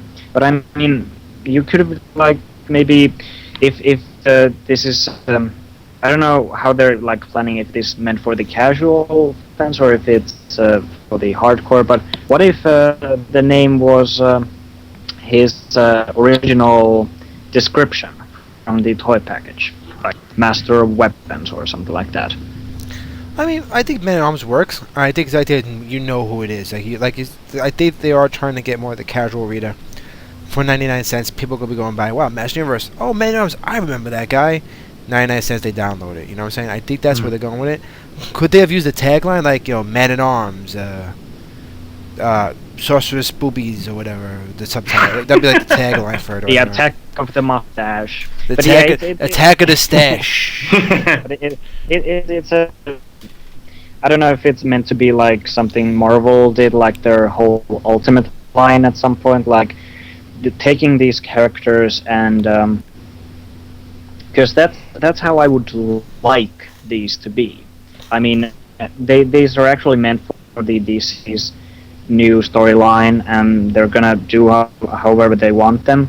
And but I mean, this would have actually been a very good opportunity to have like just compressed stories about these characters, taking the most familiar elements about a character and what makes them tick, like very character-driven stories. I mean, I'm gonna be like ranting all about I want character-driven stories, and these digital comics they do their own thing, and we'll have to see how the stories evolve and how they connect to each other, if they connect at all. But it's it's gonna be for casual fan. They're gonna read about man at arms, and they will probably find some like stuff in there that, hey, this feels familiar, like something I saw in a cartoon or whatever. But it's still like a new take on it. And we did see Philip Tan's black and white illustrations of some of the characters just before this second digital comic came out. They had Triclops and Man at Arms and Trapjaw and I think Evil Lyn as well. I don't have them all right here with me, but I shared the link on Man at Arms, and there are like two versions actually, and I'm not sure if they're meant to be from different times, like if one is during the time of peace and the other is in his full battle mode or something. But there's kind of interesting designs, I think, and I hope to see more of the familiar characters in these. And there are hooded guys. We have no idea who those are, and yeah. Let's get on with the show. Well, really quickly overall, I mean, being it's a cover, it's actually the first real action-y looking cover we've had for these digital comics. Certainly, Lot really didn't have anything going on more than him just standing there holding a skull. Man at Arms finally gets some action, kind of like what a real comic book should have. Impending doom, impending danger. This guy's gonna be like a James Bond type of character. You know what? You're expecting to see something cool coming from him. So, you ready, Joe? Yep, ready. Now, I'm sorry if on this next page I butcher the names, but the next page, it says Masters of the Universe, and then it says Man at Arms. That's the tag of this issue. The writer is Kyle Higgins. Penciler is Pop Man. I don't know if the H is silent after the M, but it's M-H-A-N. Colorist Carrie Straken. Possibly. Do you know what that name might be, Rob? I didn't know if you've heard of her before. Man is right, but her name, nah. Okay. All right. Every name we can't see, we'll just go call everyone Yuka. All right. Letterer is Carlos Manguel. Cover is Man and Straken. Assistant editor Sarah Litt, and editor Kwanzaa Johnson. So that's the page of credits. So basically, you said writer Yuka, artist Yuka, color Yuka, and assistant editor Yuka. Gotcha. Pretty much. Which then leads us now to... leads us to the first page. On the first page, we see a scene of a temple in a distance. We see squared off type of lettering that's going to be described as people talking, that we don't know who these people are that are talking. So when you're first reading, you're like, who's talking and what's going on? But the first thing says, the temple will be hidden between the peaks of the Mystic Mountains to the north of Point Dread. Then the next thing, you see a person standing here. It's a person with glowing eyes, and he has like a cloak on and a hood. And you still see, again, somebody in the distance speaking, saying, it will be protected in the cardinal directions by 4 warriors, each of whom is a gifted practitioner of elemental magic, as the others inside will be too. Then another voice says, and we need them to not to detect me, right? And then the other person says, that would be preferable, yes. And then suddenly you see a... Oh, I'm sorry. Hold on 1 second if you guys don't mind. I didn't mean to do that. I gotta get a toy away from my dog. Could you hold on? Sorry, hold on. I am so leaving this in the podcast. Totally understandable, Joe. Well, actually, I was surprised you guys... Did you hear a bell ring when Jukka was talking? I thought I heard something too, yeah. Yeah, Yeah, my bell rang and Spike just showed up. Oh, really cool. Oh, cool. I kid you not, though. As we've been talking, she's getting jealous because I haven't been paying attention. Or she just took 20 of her toys out of her bed and threw them all over the floor trying to get my attention. So let me just get her and set her up. Hey, Rob. Yes, sir. You mentioned you got your spy core. Yep, just now. Okay. All right. Check the names on the white mailer box. There are 3 names on it. Yeah, I think All right. someone mentioned that before. Let me just see it right now. It says Glimmer, Spinnerella, and Tuscador. It'd be cool if we get them. Okay, alright. Do you want me to try to pick up right where I left off? I think I want you to pick up when Man at Arms is saying what he's saying and Source. Okay. Alright, then you see one box say, and we need them not to detect me, right? And then another bubble says, that would be preferable, yes. And then we hear a sound effect go, scream! And then you see a person who is standing up there in the hood go, "Ugh!" And it looks like he's starting to fall over. So that's This the is first the page. most exciting ever podcast. It's like a radio drama. And the rain happened. And the wind. This is cool. And all the people That's why saying we you're have Joe welcome. here. That's why Joe's there. You guys are all welcome. Okay, so that's that's the first page. So let's turn this over to Yuka first. Yuka, first page. Joe just described it more importantly. I think I'm actually now loving the first page more now that Joe described it.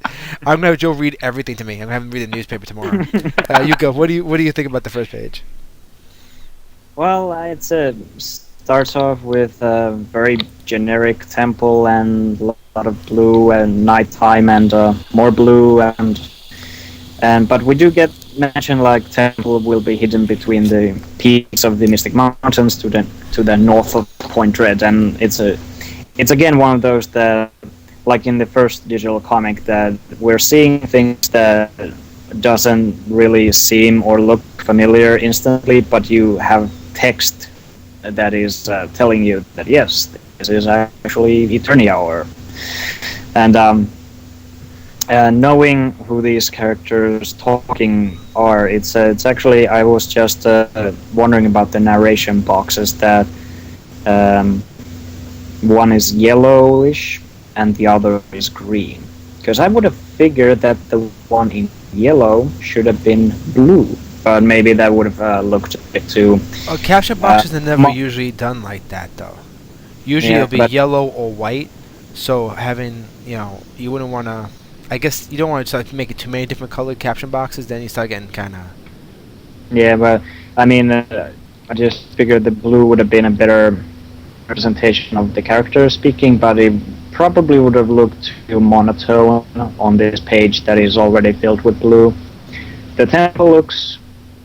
okay, the character with glowy eyes is okay, and I don't have a whole lot to say about it. But Joe's audio play was awesome. I'm excited. Dylan. I think I'm alone on this one. I actually quite like the start of it. It feels very much like the beginning of a James Bond film, or Born Identity, that kind of thing. I mean, I know it's like kind of cliche to have the temple and mystic objects to find and things like that, but I think it's a nice setup, and I like the fact you don't see the main character straight away. It's all done like they're having some sort of, well, we don't know it, but it looks like it's some sort of radio conference thing between the two of them, but it turns out it's not. But I mean, that's all I can say. It sets it up as an intrigue there. What the hell is that man flying out? What's happened to him? What the hell is that noise? I mean, we've all got Joe now to make that noise for us. My God, that hurt. You almost hurt our guest. Thanks, Joe. Sorry about that. But I mean, I quite like the imposing statue. I thought it was a statue actually because it was blue. it's the guy. But I mean, I like the setup. I do like the setup. But that's all I can say. Joe, what do you think about this page? Well, first off is like, obviously now we know what's happening in it, but before knowing anything that was going on, I was like, who's even talking? What's going? Is this person that's standing here with the glowing eyes?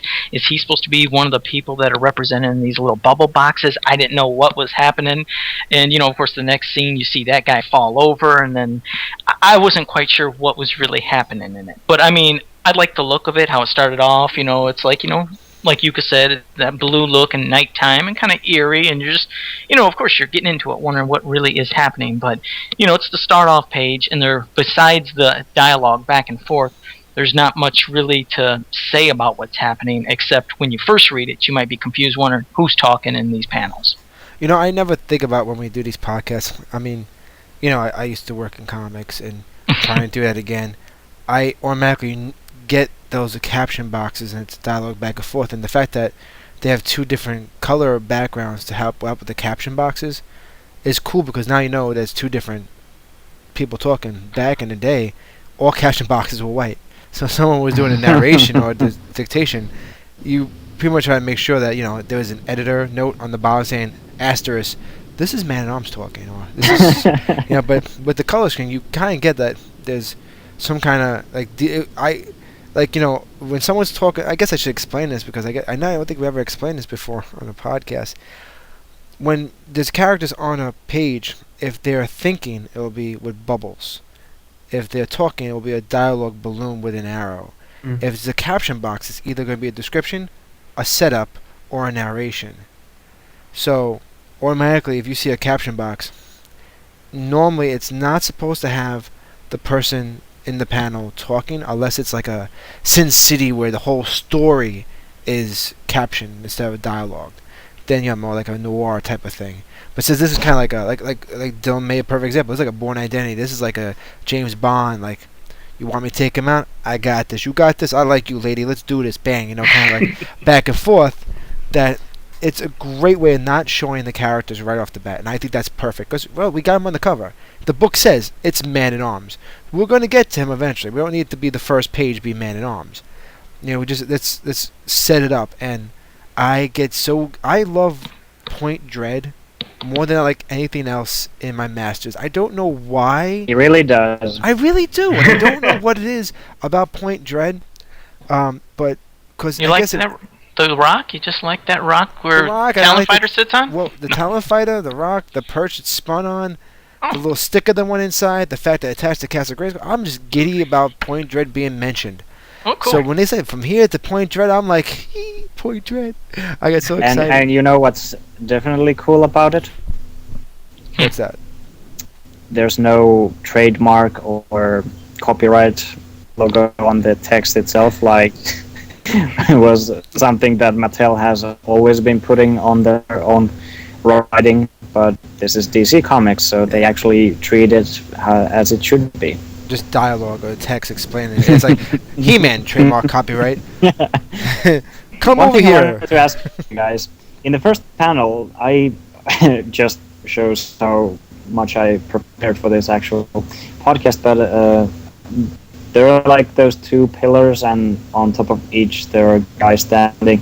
I did not see those guys, and I did not make any connection that the close-up of the character would be either one of those. But did you guys see those? Actually, now you've mentioned it, now I see it. Yeah, there's It's supposed to funny. be 4 directions, I guess, all surrounding them. But yeah, yep, they're there. It was just that the odd angle from that first panel doesn't really let you set it up unless you go back and see it more than once. The first time I read it, I didn't notice it until I read back again and saw it. So, yeah, sometimes bad angles can ruin the setup of the next panel. So, all right, well, there's our first negative. All right. Ooh, I'm excited. Well, let me get my hot cup of cocoa, and I'm going to sit next to my radio and listen to Joe do the next page. All right. So from where we left off with that sound effect, it continues on the next page with the continuing sound of... And then you see a person...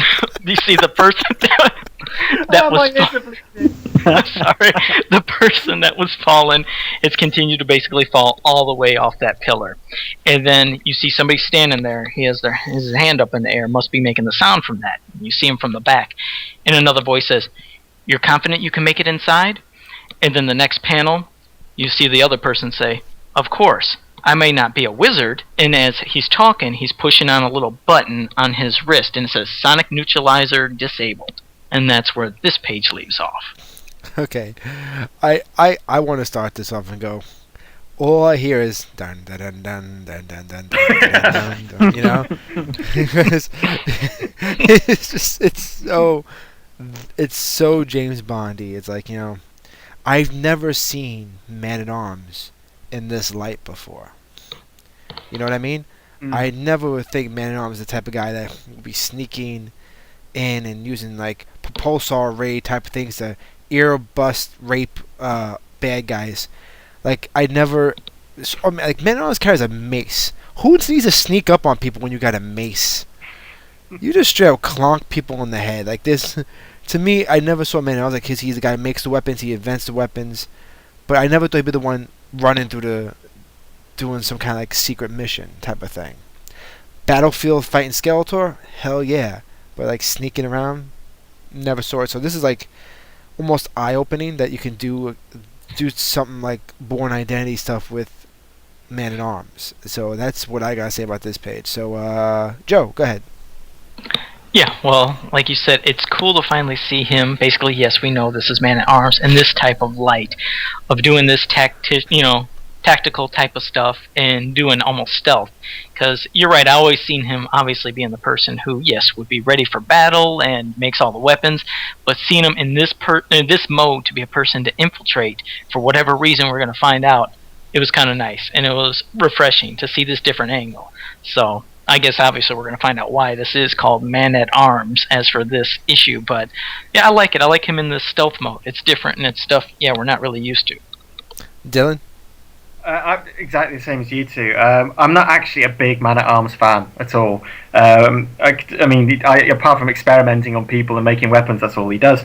But I really like the fact that they tried to do something a little different, making him almost like Solid Snake mercenary kind of person.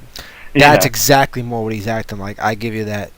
Straight up Solid Snake. Yeah, I mean, I must admit that panel where he's typing on, I was expecting to see Predator symbols that he was going to explode or something, but no, it's a really nice build-up. I mean, I love the fact that you don't, I mean, you know it's Man at Arms, but it's nice that you don't show it because it follows on and it's a really nice, really nice dramatic page for it. But yeah. Yeah, Yuka? Yeah, it's a pretty good build-up, and it's a fun angle on Man at Arms, and especially trying to cover his helmet and face completely, even though everything else is not in that much of a shadow. So not sure how that works, but the guy that falls apparently went completely silent. There's even no like ah. So. They should have done it so Joe could have made that sound effect too. That was so great. Whoosh! Ah, thud. And of course, when Man at Arms pushes the button, there should have been obviously some sound effect like. Dee. Yeah. Yeah. Yuka's expecting a lot from these digital comics. He expects sound effect. You notice there's colorists, there's letterers, but there's no sound effects. So. The letter is supposed to do that, but we'll let it go. But overall, I mean, besides the fact of it missing sound effects, what do you think of Man at Arms being like this kind of crazy, kick-ass kind of character so far? I wouldn't expect nothing less of him. I do see him taking control more in the battlefield, especially after the Mike Young version that made him just the dude in control on every situation, and He-Man was there like, I didn't know about that, but let's do that, Man at Arms, sure. So it's one of those that I see him kicking ass and taking names later and going all these covert operations on his own, and then later just walking to the scene with other masters and all that, like, hey, I had a busy day, how about you guys? Okay. Yuka's story would be so boring. What'd you do today? Nah, not much. Just kicked some people's heads, took some names, chewed some bubblegum, and whatever. What'd you do? Yeah. So, Joe, are you ready? Yeah, so as we've seen, we left off with him saying, of course, I may not be a wizard, but there's a reason they call me Man-at-Arms, and that's how it comes to the next page with him, with that word bubble up there. And he's standing there, and he's all, detailed out. He's got, looks like 2 guns in his back holster. It's nighttime, shadowed off, and he's just standing there looking cool, like, check me out, and that's where we go to the next page. I mean, do we really have to explain anything about that? No, this one probably doesn't really need much. It's just him, he's there. There's be 4 of us saying, like, yeah, he's cool looking. Pretty badass. He's standing there. His stash looks nice. Yeah, because then I was going to say, which then gets a little redundant because, again, the next page is basically taking the partial page of where we see just his upper body, and then it just shows him just standing all there in his full body glory, standing on a rock, looking bad, and that's it. But it's the same thing, but a that's bigger a digital page. comics problem. I don't know. I think we mentioned this before. It's just like they keep reusing to make it look more like they got more pages by like breaking up the same image twice. So I just want to know who's he posing for, because that's not a normal way to stand. That's a GQ. GQ. That's a GQ quote. The sorceress is watching him, so he's showing off his, the goods. We'll get to it pretty soon, but she's pretty rocking in this comic, so Yeah. you're gonna want to suck in your gut, thrust your hips out. You look good while you're kicking people's asses, because sorceress might be watching you.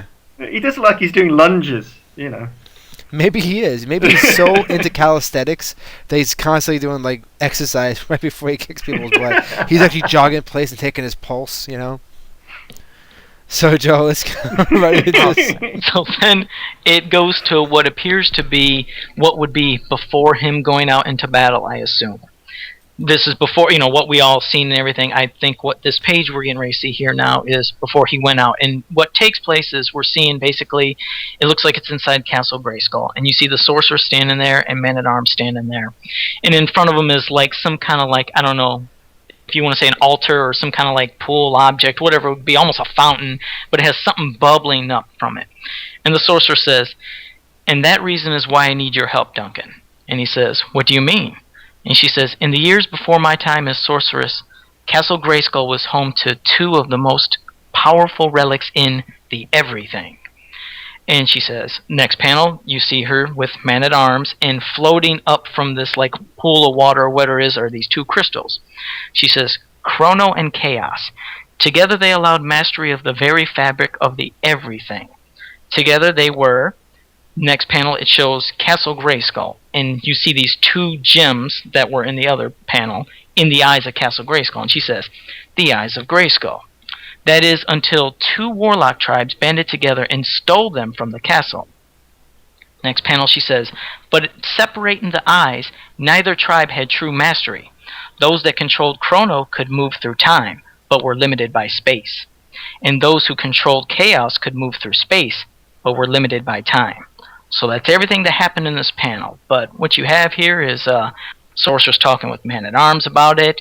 You see her in a really revealing, sexy outfit.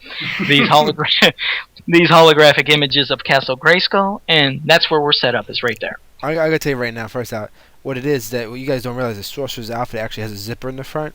It sure does. When Duncan was coming over, she just slowly starting to unzip it more.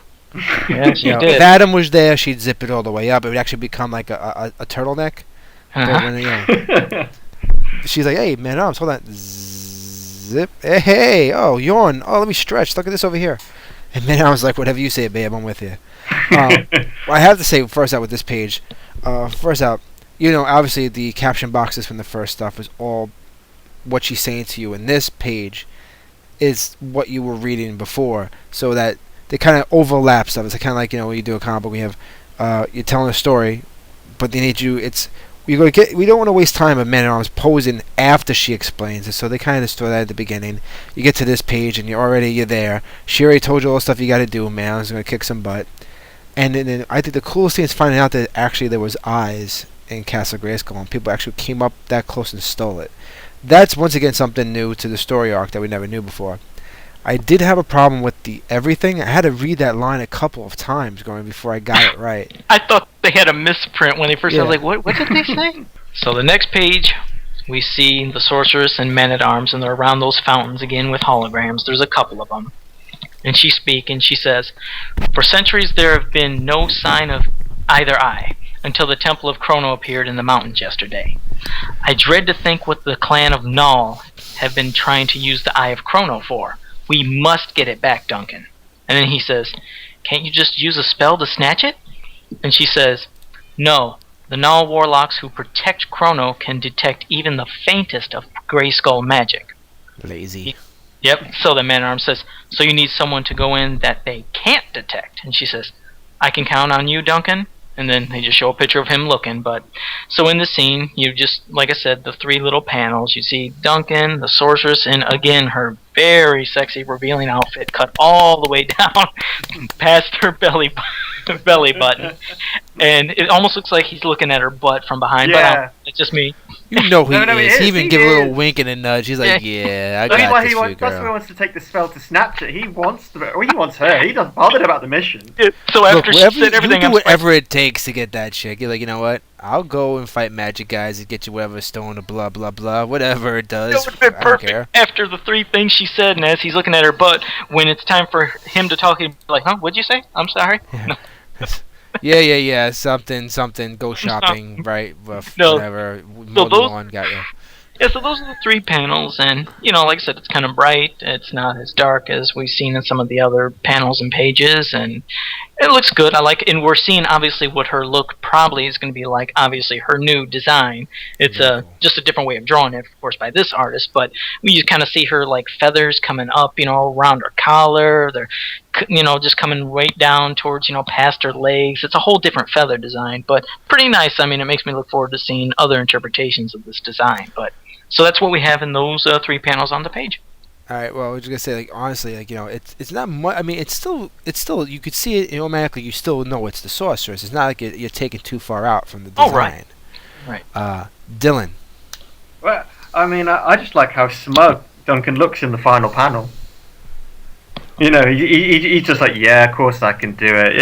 I mean, what gets me is, why has she got so many fountains in this room? Has she got a lot of birds or something? That's what it just looks like. There's a wishing fountain. There's the anti-wishing fountain.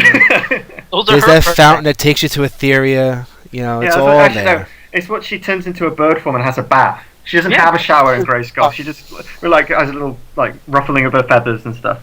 So ours bathe. So wait, so as a human version, she doesn't bathe. She has to wait for she to be a bird, so she's only dirty as a girl. Yeah, why not? Duncan likes it dirty. Go on. That's all I can say. I mean, I quite like the new sorceress design. It's just a little different. I mean, yeah, they've just given her a low cut belly top just to bring more guys in, isn't it? Let's be honest. But yeah, it's pretty cool. Wait, and is anything wrong with that? No. Nah, did I complain? I want that variant more than I want the regular one. I must admit, the panels before, it's like, which jewels do I pay attention to? Hers or the ones that are floating in the fountain? Yuka? The sorcerer's new design? Yeah, it's a childhood destroyed. Nah, it's Childhood reinvented, yeah. it's fun to see the. This is the first proper pages that we've seen, or in a comic that the new design is in, because before this we only saw the one colored concept image by Philip Tan. And actually, if you compare the two, they colored it very differently. I mean, in the original design, the feathers that go around her neck, they're the same white as it should be. And also around her belly button, those extra feathers, they were orange.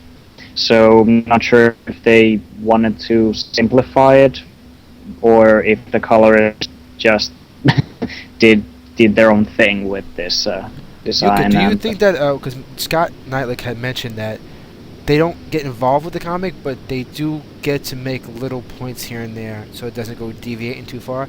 Do you think that was maybe one of those Mattel calls?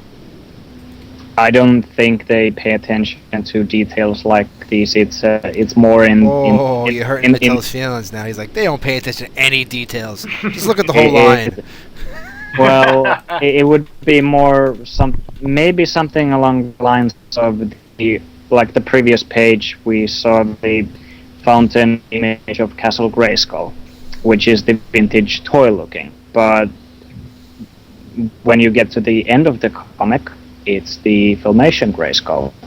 So I don't know. Maybe one of those is a Mattel design choice or something. Because I don't see it making much sense that Sorceress would show this image of Castle Grayskull that looks nothing like the actual castle they are in. And I don't know about these rooms. They are also, because for the longest time I've always considered the castle to be green or even greenish, but the backgrounds in these, they're just gray walls and just wooden doors. Nothing that gives any implication even that it is Castle Grayskull. So don't know about that. But yeah, it's it feels like Master's scene for the time being, even if the whole dialogue is a bit weird on, I don't know, the Knoll and weird name and just. Okay. Yuka actually hurts his own feelings. He's so mad at it. I love Yuka for that. He's just like, and then this thing. Oh god. He's like, take a breather. Just don't get too mad. It's all right.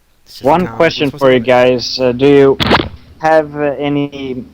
What are your opinions on when this takes place? Is this like years before Adam is born, or? Yeah, that's what I think. I don't think so, because the way Man-at-Arms looks there, he looks like at the time of Adam existing. Because he got the stash. You figure if he was younger, he would look younger. He doesn't look younger. I don't know. Well, he doesn't age at the same rate. He's Man-at-Arms. He does whatever he wants. Yeah, comic logic. We already know Eternia doesn't go on any other scale of any other world, because you can time jump and not care if the world nothing gets ruined, so no one can age unless you want them to age. So yeah, but no, I think it's the same time. I just think this is something, they do have a relationship. I believe that I always felt that Man-at-Arms and Sorcerer have a unique relationship, and so she's not going to call He-Man for everything. So especially since he's got the sword of He's or power sword, whatever the hell you want to call it. So you would need someone other to do this adventure. I got a crazy theory on it too. I mean, obviously we know that these digital comics, I know that they're supposed to be somehow integrated within the actual print comics too, if I'm not mistaken, at least in some form, correct? Yeah. All right. What if now, if this is, I keep picturing that the whole thing obviously is an alternate reality, if by what they got in the first digital download, that that skull, that item they got from Sir Laserlot. I think it's altered reality, and in my mind, I guess we're going to find out if I'm right or wrong in a couple months. I think that Man-at-Arms in the Sorceress, he's working for her. So maybe this is one thing that still has maybe not changed much. Maybe he's with her, and she's maybe trying to have him gather these items, maybe for a purpose. Maybe to try to get reality back to normal, but that she knows that there's another reality. Just a thought I have. That could be completely wrong, but I think it's taking place with Adam as he is now. Well, that would make sense, because Grayskull's quite powerful anyway, so wouldn't it be immune to whatever they've done to change the timeline? And that could be a good theory right there. That's Yeah, a real so good Right, within the walls of Grayskull would not be changed. Yeah, so poor old Sorceress knows that everything outside is wrong, and the only person she can rely on is Man-at-Arms, Yep, and so she flashed the boobs and woke him up. Gotcha. Yeah. So there you go. So, If you do this job for me, you get to see more. That's what. yeah. He's like, wait, didn't we have a kid together? Oh wait, no, you're a clone kid. We didn't actually do it, did we? All right. How'd you want me to go into the next page? Yeah, because Yuka, I think he's still hurting from. Yeah.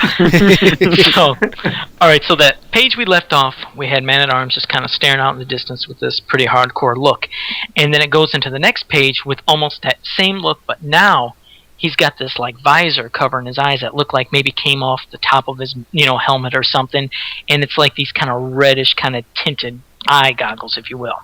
And he's looking, and then the next panel, you see 4 heat signatures that he's looking through basically a wall. He can see through the walls, but he's seeing the heat signatures of some bodies. And then in the next panel, he takes his little part on his maybe wrist or gauntlet or attachment, and he turns a dial and it goes tink, makes a little sound effect. Yeah, I did a sound effect. And then in the next in the next panel, you see Man at Arms slowly disappearing.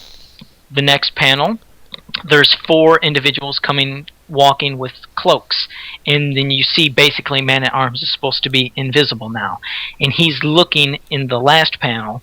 He's looking at the 4 heat signatures of these characters, and you see a little thing say cloaking 5, cloaking 4, and that's where that leaves off. All right. I have a very different opinion on this page, so we're gonna let Dylan and Yuka and we'll go first before I speak on this one. So Dylan, go ahead. Well, I mean, it's like we said before. It's getting even more kind of Super Spy, Solid Snake kind of as it goes along. I mean, he's got an invisibility cloaking device. I mean, if this had been animated, I think the tension would have been better. With him phasing out and then suddenly all these guys coming past, and then you just waiting at the things counted down, like, oh god, what's going to happen? I don't know. It's just it's pretty cool, and it builds up. Man at Arms being like master of gadgets and things like that. But yeah, I've lost my page now. It keeps moving. I mean, I think you know where he is, isn't it? We're back again, aren't we? At the very start, so he's gone inside, isn't it? Yeah, it's because the idea is that currently what you're watching is what the beginning and now is, and there's the little flashback sequence where the dialogue is coming from. Yeah. A little Tarantino-esque, but very cool. Yeah. That's all I got to say on that one. Yuka. Yeah, I immediately just thought about, okay, he has this really impressive goggles, or however the top part of a mask, and that slides under his helmet right between his forehead, or how I don't know how this is, it's nanites or it's nanite. It'd be uncool to see him pull out like 3D goggles from his back pocket and put them on his face. Yeah, they're just there. They don't really need to be like how they get there. They're just there. That's all you need to know. Yeah, I mean, his helmet should be tipped a bit like back because of this new added thing that goes over his face and everything, and even like covers his nose. So it's gotta be like at the how do you say it, the like bridge of the nose and like distance from the face and all. I don't know how to. It's a paper thin or what? I mean. Well, I imagined it kind of came down like a concertina. Kind of like shutters. It goes and then it would back up again. And I'm doing the actions. You can't actually see what I'm doing, but. No, I understand what you mean. Because there's a slight overhang of his helmet anyways. It looks like there's a slight overhang. So it could just come down like, and then just go right back up. I love all these noises we're making. I love it. We got sound effects left and right for Joe Model Creations. Trademark, copyright pending.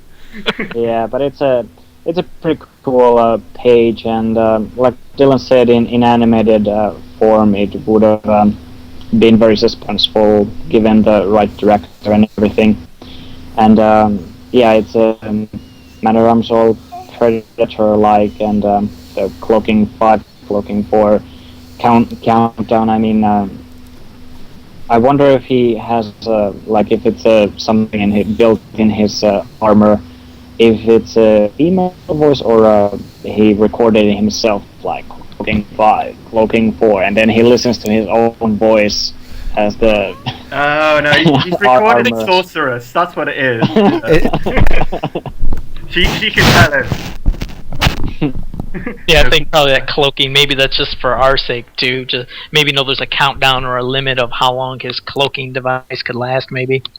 It's like the GPS voice, like, Oh, turning God. right. You're cloaking 5, cloaking 4. That's exactly what it sounds like. Alright.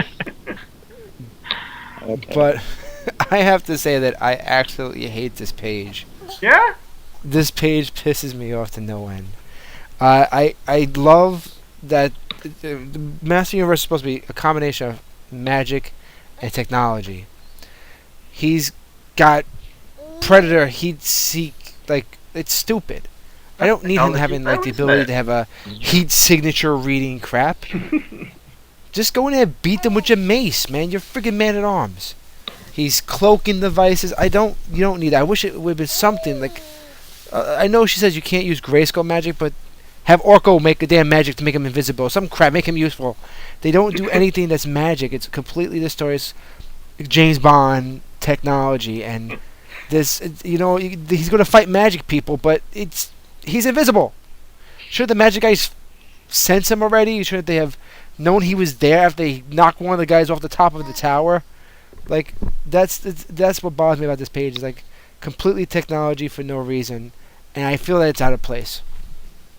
Well, this is an alternate reality, I still think. So they're doing I something dig different. Attack Track and all the vehicles. I get it, but the technology being that he's got heat sink and cloaking devices and ghost trap or whatever the hell he's got on that stupid outfit, I think that's a bit much. Well, I just feel like That's where I would disagree, because Man at Arms is about technology. He's not about a magic at all. I mean, it wouldn't go with his character if there was magic involved. I mean, he would invent this kind of stuff to help him to infiltrate places. It would make sense. I see Otherwise, what he'd you just mean, be running Dylan. in like a mace, going la la la la la, smash smash, and everyone would see him and zap him and turn into a frog or something, Yeah, we got to have them doing at least this tactical type of stuff. It's different, and plus, like I said, I think that's trying to establish again what Yuka was asking earlier. Why did they call this one Man at Arms and not maybe something else with the tagline? Well, he's like focused already a couple times where he said something about, that's why I'm Man at Arms. It's basically just trying to show across who he is and what's going to be going down and the type of stuff he does. And you're right. Yeah, but Man at Arms more like weapon, more not like stealthy hide crap and wear heat-seeking goggles. And by the way, Rebecca, everyone can hear you. Yeah. Yes, everyone hears you babbling on my lap right now. Mommy had to go wash some dishes, and now you're part of the podcast. So, what do you think about this page? What do you think? Oh, now you're being quiet? Thanks. I like it. It's a good page, and I want to read it more. Why does my kid sound like a creepy ET? That actually What is that? I don't know. It's I evil. really If my kid did ever freak talked me like out. that, I'd get a priest in here. And I'm You're far like, you from turned my religious. girl into a demon. What's going on? It's like, what is this? What is this, the Omen? Get out of here. For a moment, I just Omen thought I in heard the pink. bourbon and I thought it was real until she started speaking English. And I was like, oh my god. You thought those were... No, at first I did. It wasn't until you started making real words. It was like, oh, okay. Yeah, that wasn't my kid, trust me. That demon voice was not my child. Oh, are you waving at everybody? She's waving at the screen at you guys, by the way. So, There. Mommy's That's back. Okay. adorable. I'm Oh, waving cute. back if anyone can see me. Rebecca, With your you could dogs. wave back at you. Yes, he did. He went like this to you. Yeah, you waving? Look, I wish everyone could see that. I wish this was a video podcast. Because you are adorable. Now go away. I love you. Go away. You interrupted Daddy while he's doing work. Nah. No, but that's my problem is that the page is just that. I just felt it was just too technology unnecessary. I felt like I was definitely watching Solid Snake now more than anything else. Yeah. Okay. Well, which would then lead, I guess, into the next page, which kind of carries a little more of what you don't like, but this one's kind of a quicker one. So after all that of him using his cloaking and disappearing, the next panel you see the eyes glowing of, obviously, one of these people that he's, around. Their eyes are glowing. And then the next panel you see cloaking 3, cloaking 2, and they show 4 of them, but one of them is kind of doing, maybe it's the one with the glowing eyes, he's kind of like almost looking sideways, even though it's in a heat signature mode. You see it in heat signature mode, but it's like he's looking to the side. And the last panel, you then see Man at Arms, and he's he's uncloaked. He's back to normal. And then in the distance, you see 4 of those people again. Basically, it's the 4 of them walking towards a doorway, and he's kind of like hiding what appears to be in another archway. And that's that panel or that page. I don't know. I just wanted to bring this up. Like the first mini comic, people were running constantly. Now we have a guy hiding. It's like playing hide and go seek. These mini comics, sorry, digital comics. And I don't know. I it's not that I hate this page. I mean, it's building up to something crazy and exciting is going to happen, obviously. But I feel that I don't know. Sometimes it's just like maybe it's my problem. I can't see Man at Arms doing this. It does still kind of throw me off that it's Man at Arms like going hiding behind a wall. Like he's got a little. You can't see me. He puts up a curtain. Like it. No, he's in a cardboard box. That's what it is. He's a cardboard box, and then dink, and like the little exclamation point goes over their heads. But he's not even hiding behind a wall. I mean, he's basically standing there, right in front of these guys as they're about to No one said he walk was good through at their it. corridor. and you saw in the previous page that there actually is quite a lot of open room for him to just walk out of their way. But no, he has to make it suspenseful by standing there like a dumbass. Yeah, it's almost like What about that sound effect? The voice. I'm sorry for cutting you off, Joe. Like the cloaking. Is that out loud? Could they not hear that? Like, I would hope that almost like cloaking. I'm thinking what Yuka said. Probably it's like maybe something in his helmet, and it slowly is giving him a countdown. Cloaking 3, cloaking 2, and but it's only. But still, they should be able to hear that in a quiet temple with like it's almost like a monastery. Like Maybe he's got an earpiece. We don't know. He could have an earpiece. I don't know. But in what you were saying, Yuka, you're right. When that last panel, I think he's figuring, he's in the clear. But if you look closely, it almost looks like he's midway in between an archway. At least how it looks like it's drawn. Like maybe he just took a quick little peek and is ready to then run, through into another room. But I see what you mean. I mean, you figure, my God, if you're uncloaked and you see him, just don't even be there, period. But you're right. I think they're trying to make it suspenseful. Like, there he is. Oh, you seen they went by. And now let me run into the next panel. I mean, I think they see him in that first panel. The way that it's angled, and the eyes looking down, it's almost like he's either saying, I see you, I smell you, or I've just felt you. Yeah, which I think that's what it was kind of like maybe foreshadowing with the one person with the eyes. That's what you said to the sorcerers earlier. It's So, only going to get worse, sorry. Alright, so the next page, we have Man at Arms, and he's running into whatever. He's looking around. Apparently he's running into this one room. They show the next panel, and his face is all Wait, Joe, wait. Oh. Where's the sound effects, man? That's him running. There's a train? He's a locomotive. Or I don't know. That would have been chugga chugga chugga chugga. I'm trying to do feet like. That's maybe the feet running. Or here I can tap. Typewriter. What's going on here? You confuse your sound effects. All right, forget that one. That one didn't work. All right, how about clunk clunk clunk clunk? I don't know. Leave me alone. So he's running. If you guys can picture what that sounds like, and they show a close up of his face, and it's kind of like glowing with like a pinkish kind of red. And the next scene, boom, you see this staff in the middle of a room, and there's red like electricity just flowing all through it. And then in the next panel, you see it there too, and he's looking right at it, and suddenly a voice says, "I'm not sure what's more impressive, that you know what you're looking at," and then it goes ... and we don't know what's going to be said next. And in front of him is obviously, it must be the eye of Chrono that he's looking at, and that's where we leave off on that page. Wait, there's one thing about the story. They don't tell you which item he's actually going after, really. Is it? I thought they said he was going for Chrono. I think he's going for Chrono. That's what we said? Yeah. Okay. Yeah, they said the clan of Knoll, I think, was protecting it, so I think they wanted him to get the Eye of Chrono. So I'm assuming this is the Eye of Chrono here. And that's where it left off. Yuka. They did say it was the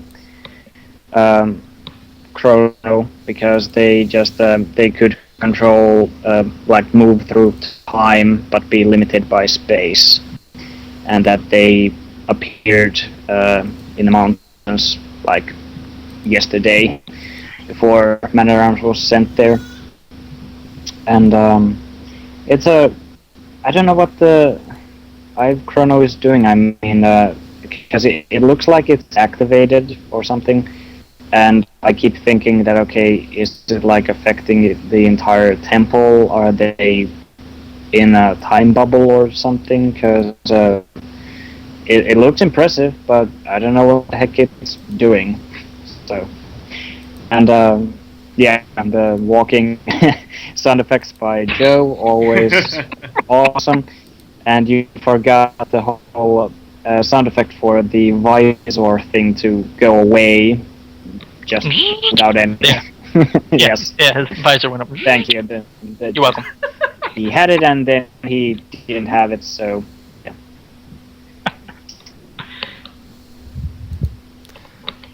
That's all I have to say.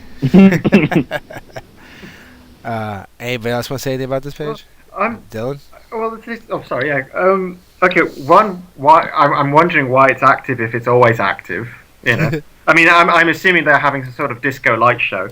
But the other thing is, they've just gone into that room. He's seen them got into it. He's not cloaked, and he just walks in.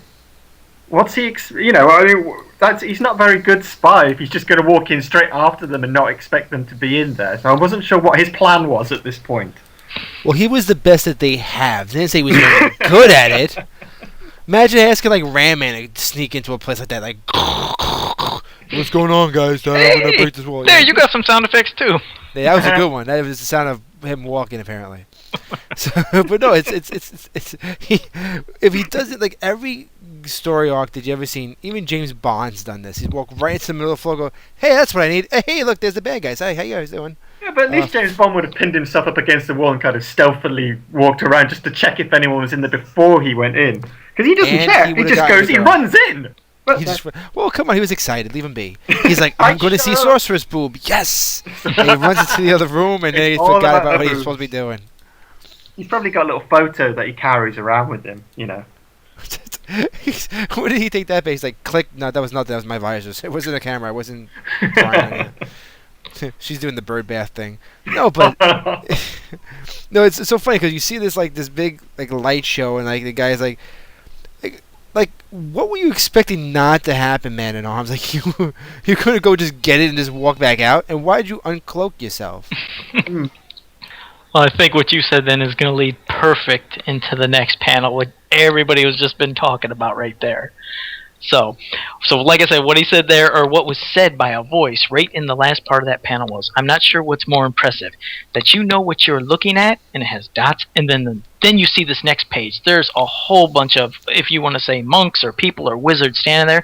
There's this guy, this bald-headed guy, he's holding his hand out, and he says, or that you thought you could make it out of here with it. Rather audacious for one who exhibits no traces of sorcery. And then you see Man-at-Arms standing there, and he says, and yet, here I am. And then they show the next panel of the guy, and close up with his eyes glowing. He's like, your little cloaking trick was nice, but you still have to breathe. We detected the change in air pressure the second you entered. And that's where this page ends. So basically, no one heard the cloaking device noise, but they could hear his breath. Yeah, so basically, they knew he was in there in some way or another. But so maybe that's why they giggling too, like, look at this stupid idiot right here. He's sneaking in on us. So what you guys, like you said, you were saying, my God, how dumb is he? Yeah, so they knew all along. Basically, he was there, and they were just screwing with him and waiting for him to get in the room for, I guess, a battle party. Is that what we're calling that? Polite way of saying that he farted. They he got the vapors. He's change in air pressure. That's the change in air pressure. Yeah. It would be so funny. Like, the monks are walking by. They're all chanting, "Go, who cut the cheese? That guy over there cut the cheese. That guy right there." Yeah, so he's surrounded in this page. I mean, there's 1, 2, 3, 4, 5, 6, 7 of these one hooded, members of the clan, and then the main guy in the middle with this, flamboyant robe, his hood's back, you see his bald head, looks like Lex Luthor, and he looks like he's ready to do some battle with Man-at-Arms. Well, that's a very funny thing about these guys. Like, this is the first time I'm ever hearing about these group of wizard warlock guys, and it makes you think, like, where do these guys come from? If these guys are so powerful, and they stole one of the eyes of Grayskull, like, how they get away with that again? I'm sorry. Like, how did this work? There's like a lot of questions. So you want to know how powerful these guys are. Then you're wondering if they're that powerful, how is Man-at-Arms supposed to beat them? You're gonna find out in a couple more panels. Well, Dylan, about this page, what do you think about how you feel about this page? The only thing I don't like is the designs of the wizards. They're so dull and generic. I mean, Super generic, yeah. yeah, I mean, hey, one of them had to be bald. I'm surprised somebody doesn't have a curly moustache to twiddle, you know. I thought they all look like what's the guy from Harry Potter, the bad guy with the Voldemort. Voldemort. I thought they all look like that with the missing noses and stuff. But I mean, I think, you know, like the costume design, I think it's meant to invoke, like, we have all the different elements and stuff, but they're just really garish and they just look stupid. I mean, they're not very imposing. They just look like they've come out of Mardi Gras, you know.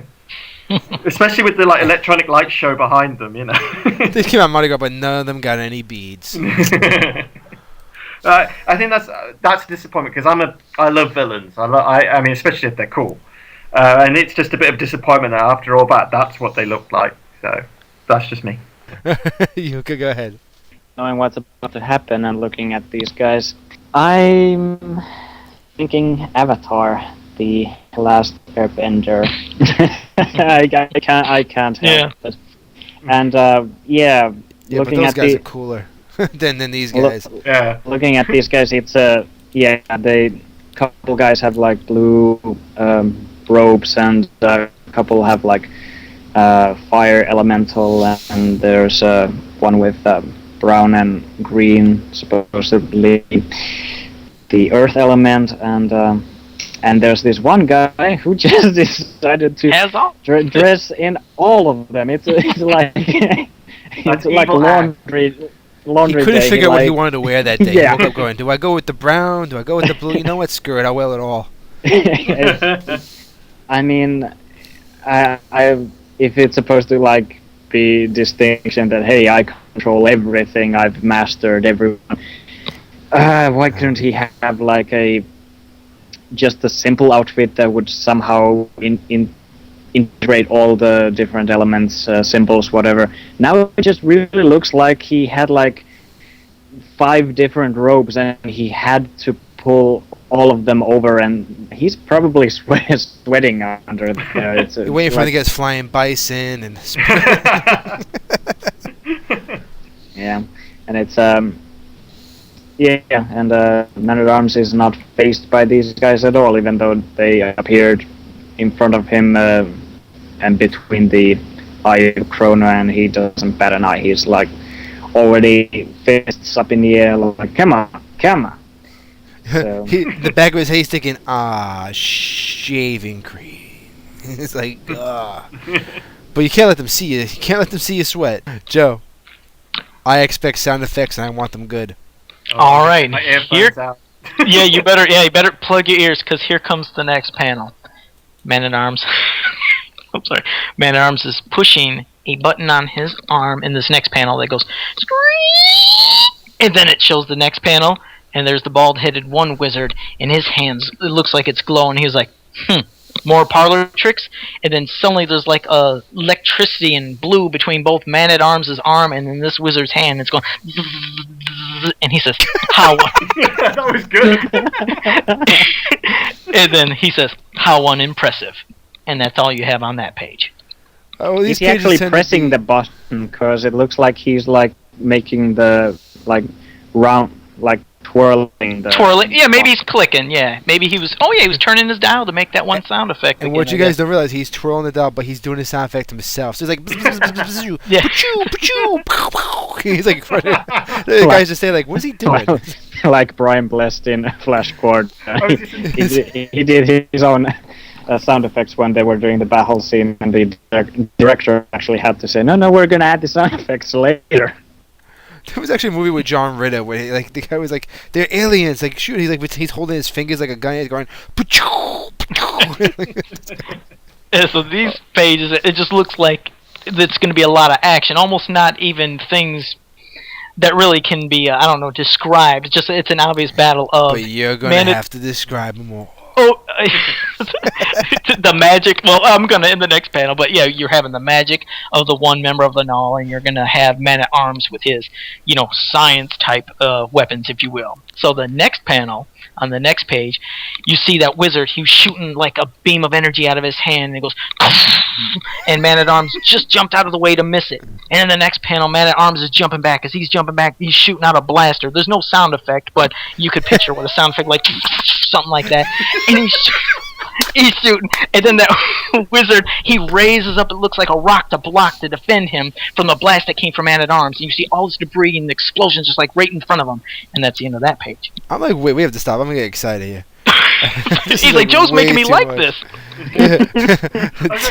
These guys have really been watching Avatar, haven't they? Because now he's doing rock bending, earth bending. Yeah. So he's doing the rock bending. So it's yeah. So Yeah, funny, he is. I didn't even notice. I was reading the comic just to read it. It took me I've read it several times, going like, oh, like the first time I just read through it, like, okay, cool, magic guys, Man-at-Arms stash, gotcha. But then I go back and read it a couple more times. I'm like, oh my god, Avatar. Yeah. Really? Did you see basically, yeah, he's doing everything.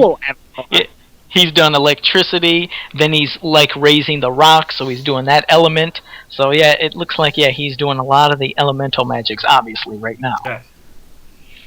So did you want me to go into the next page, or do you want to? Give you a second. Give you a second. Okay. Let's let Dylan talk a little bit about the excitingness about this page. Yeah, I don't know what more else to say. I mean, it's I can't top sound effects like that. I mean, By default, you are the guest. So you gotta do better. Yeah, you have to. You want me to do sound effects? No. Oh, all right. I was gonna say. We're not paying you for all that. But you could just. No, I mean, the action. Is it? Do you think they're trying too much to just rip off Avatar on this page, or is it just like? Does it work? I don't think it was a conscious decision to do Avatar, but because Avatar's so well known for the elements and it's so close to that now, it's like that's what you're going to think, isn't it? Especially raising the rock. I mean, people were doing from your fingers is one thing, but now raising rocks and stones. Yeah, it's been done before and loads of other stuff. Before Avatar. Yeah, but not as cool as Avatar. Yeah, exactly. Avatar's awesome. But yeah, I mean, I think this it makes them even more generic because they're using the elements. I mean, why couldn't they have done something else?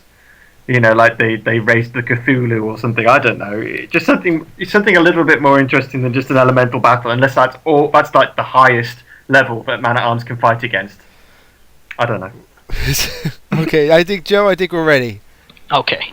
All right. So from the raising of the rock, in the next panel, you see him. He snaps his fingers, and then suddenly Man-at-Arms goes, ah! And then you see his armor starting to set on fire. You hear, because that's his armor being set on fire.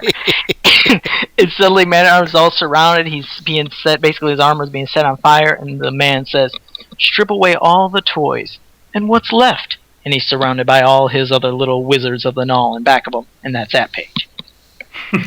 Alright, so it's basically what we're getting from this page is that we're setting up like this idea, like, they're going to take away everything that makes Man-at-Arms. The first several pages set up that he has all these cool trinkets, right? All this cool. Where does he get these wonderful toys, kind of a thing? And, Yeah. and then you get into it. Now he's at a level where they're going to take this away. Is this a dynamic, Jukka? Is this a really dynamic kind of a setup? Is this going to be a good build up? Do we feel that this is something worthwhile? Where, like, the payoff is going to be great when you see like, oh crap, they're burning his friggin' armor off of him. I like it that they're going out this way of like stripping all the gadgets that he has. And actually, one thing that I just noticed when Joe did the sound effects on Man-at-Arms, the armor getting on fire. The page before that, there were not a whole lot of sound effects for Man-at-Arms blasting his weapon, or even when the dude raises the boulder or the earth bending. But now that we've gotten to this page, another thing I only recently noticed that when he did the lightning, he had the glowy white or bluish eyes, and when he rock bended, he had glowy green eyes, and now with the fire, he has glowy yellow eyes. So it's a nifty way to like show all the powers that he's using, and but I would have liked more that they would have made it even big of a deal that how each of the elements they're using would like one part at a time knock something out of Duncan, like part of his arm,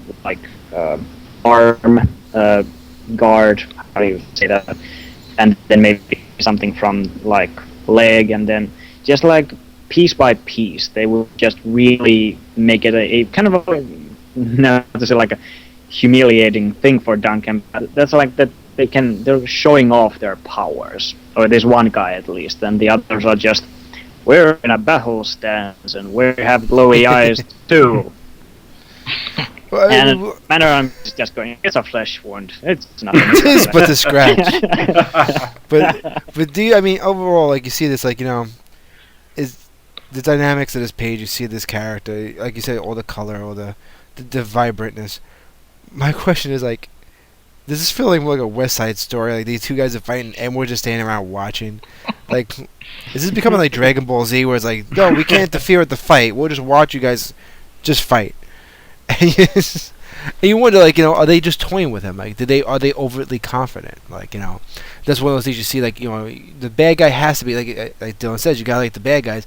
If a bad guy isn't overly confident in what they're doing, he's not really much of a bad guy now, is he? I think it's more like he's that baldy dude. He's the head of the order, and they probably don't want to butt in on him kicking Man-at-Arms' ass because they're not as tough as him. Yeah. Well, not just that, but I mean, if they help him kill or do whatever they do to Man-at-Arms, it makes him look small because he needed their help. Yeah, right. So I mean, they're just like, yeah, get him naked or whatever they're doing to, get him naked. They're all snapping their fingers like. You're right. He'll do it himself, and he doesn't need help. And they probably, they do look at Man-at-Arms like he is absolutely nothing. Like, you don't have magic. What are you? You're just a guy with all these toys and gadgets, and it means nothing to them. So if one of them can't defeat him, and then especially being the main leader, that would make him look pretty bad. So he's figured, I can do this myself. This guy's nothing. I mean, what's it? Yeah. On his left, there's that guy he's got his fist up. He looks really excited by the entire thing. He's like, go. He's eating popcorn. He's enjoying it. He's the only one who's actually quite interested. The others don't seem too bothered by the battle, actually. You know what gets me mad? I'm a big Dragon Ball Z fan and a Dragon Ball fan. And Duncan has his heat visions goggles, all this great technology. You'd think he would put a little thing that would guess the power level of each of these guys so he would know what to watch out for. Like, he's like flipping through, like, hey, they're hot. I can see that they're there. It's got a heat signature. In Dragon Ball Z, they would hit the button and go, wow, this guy's power level's over 9,000. And all of a sudden, like, here he is, like, I'm going to walk by. And all of a sudden, this guy shows up with massive power of magic. Like, you'd think he could just tweak one of his little goggles just to let you know who to watch out for. I'm just saying. Little power level surge. Just a little something. I'm just saying, Duncan. I'm just throwing it out there. I'll get to that later when we're at the very end of the comic. I'll get to that. All right. Okay. Well, we left off on that page where the leader of the Knoll clan, he said, "Strip away all the toys." And what's left in the next panel or the next page, you see him raising up all these rocks, and then he throws them towards Man-at-Arms' way. He's like, nothing. Absolutely nothing. And that's in the next panel. So he blasts these rocks into Man-at-Arms. Man-at-Arms gets flown back, and he's going in the direction of to where that the Eye of Chrono is. And he's flying back towards it. And that's where that page leads off. Jukka, go ahead. Again, no sound effects. What's the deal? Yeah, I missed it. I wanted to do something. Lazy. They're getting lazy. It's like every other page is done by somebody else. Yeah, and it's the colorists remember to use the glowy green eyes for this Earth ending, but the dude lost a lot of symbols from all of those clothes. I mean, he has so many clothes, and they all have different symbols. But whoops, it's one of those that artistically just, I mean, is it laziness, or would it make the panel too, I'm lost with words, no, come on, too much on a panel, you know what I mean, like busy. Yeah. If he had all the symbols as well as the boulders and rocks and all that he's lifting and then throwing at him, and it's action packed, and Duncan, he gets hit by those debris, and his body is really twisted. I mean, it's like he just went 180 on himself from the. I don't know how to read that, but it looks painful, just brutal. And then, yeah, we get to he's thrown at the direction of the chrono, and the dude is pissed off at arms. And besides the no sound effects, Man at Arms he's a tough cookie.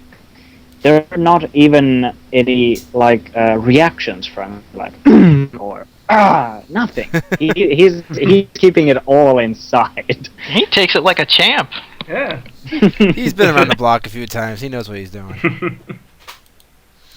Dylan, you want to add to this?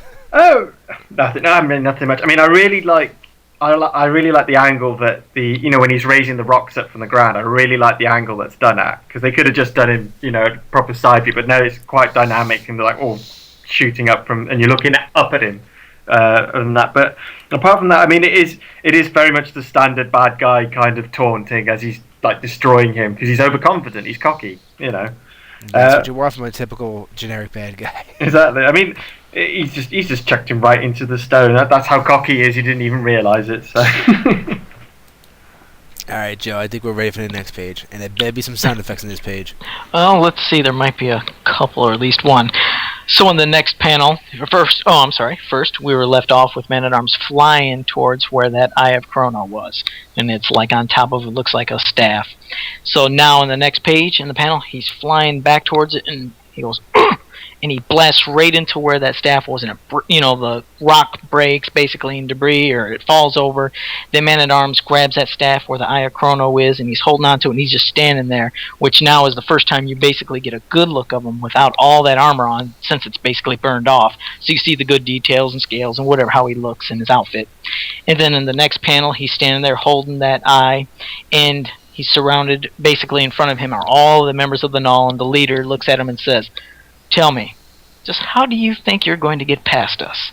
And that's where that page leaves off. I want to stop and say, you kept joking about, what's the chainmail? Now you know why. Because he's going to be half naked. If he didn't have that chainmail on, what would happen? Yeah, I guess he did have some under armor, if you will, in a way that could have absorbed some blow. And then on top of everything else, the bad guy throws him at the thing he's looking for. Yeah, that was a good move. Typical bad guy stupidity. Yeah. This is why bad guys are bad guys. This is why they never win. Let me throw the good guy at the thing he's trying to get. And everyone else was going, that's a good idea. You should do that. And they do it. So, Yuka, go ahead. Well, I was complaining about Man-at-Arms not reacting, and now we actually getting reacting, so... Yeah. He is human. And, I like the panel where he first grabs the staff that has the Eye of Chrono. It's a pretty good panel, though.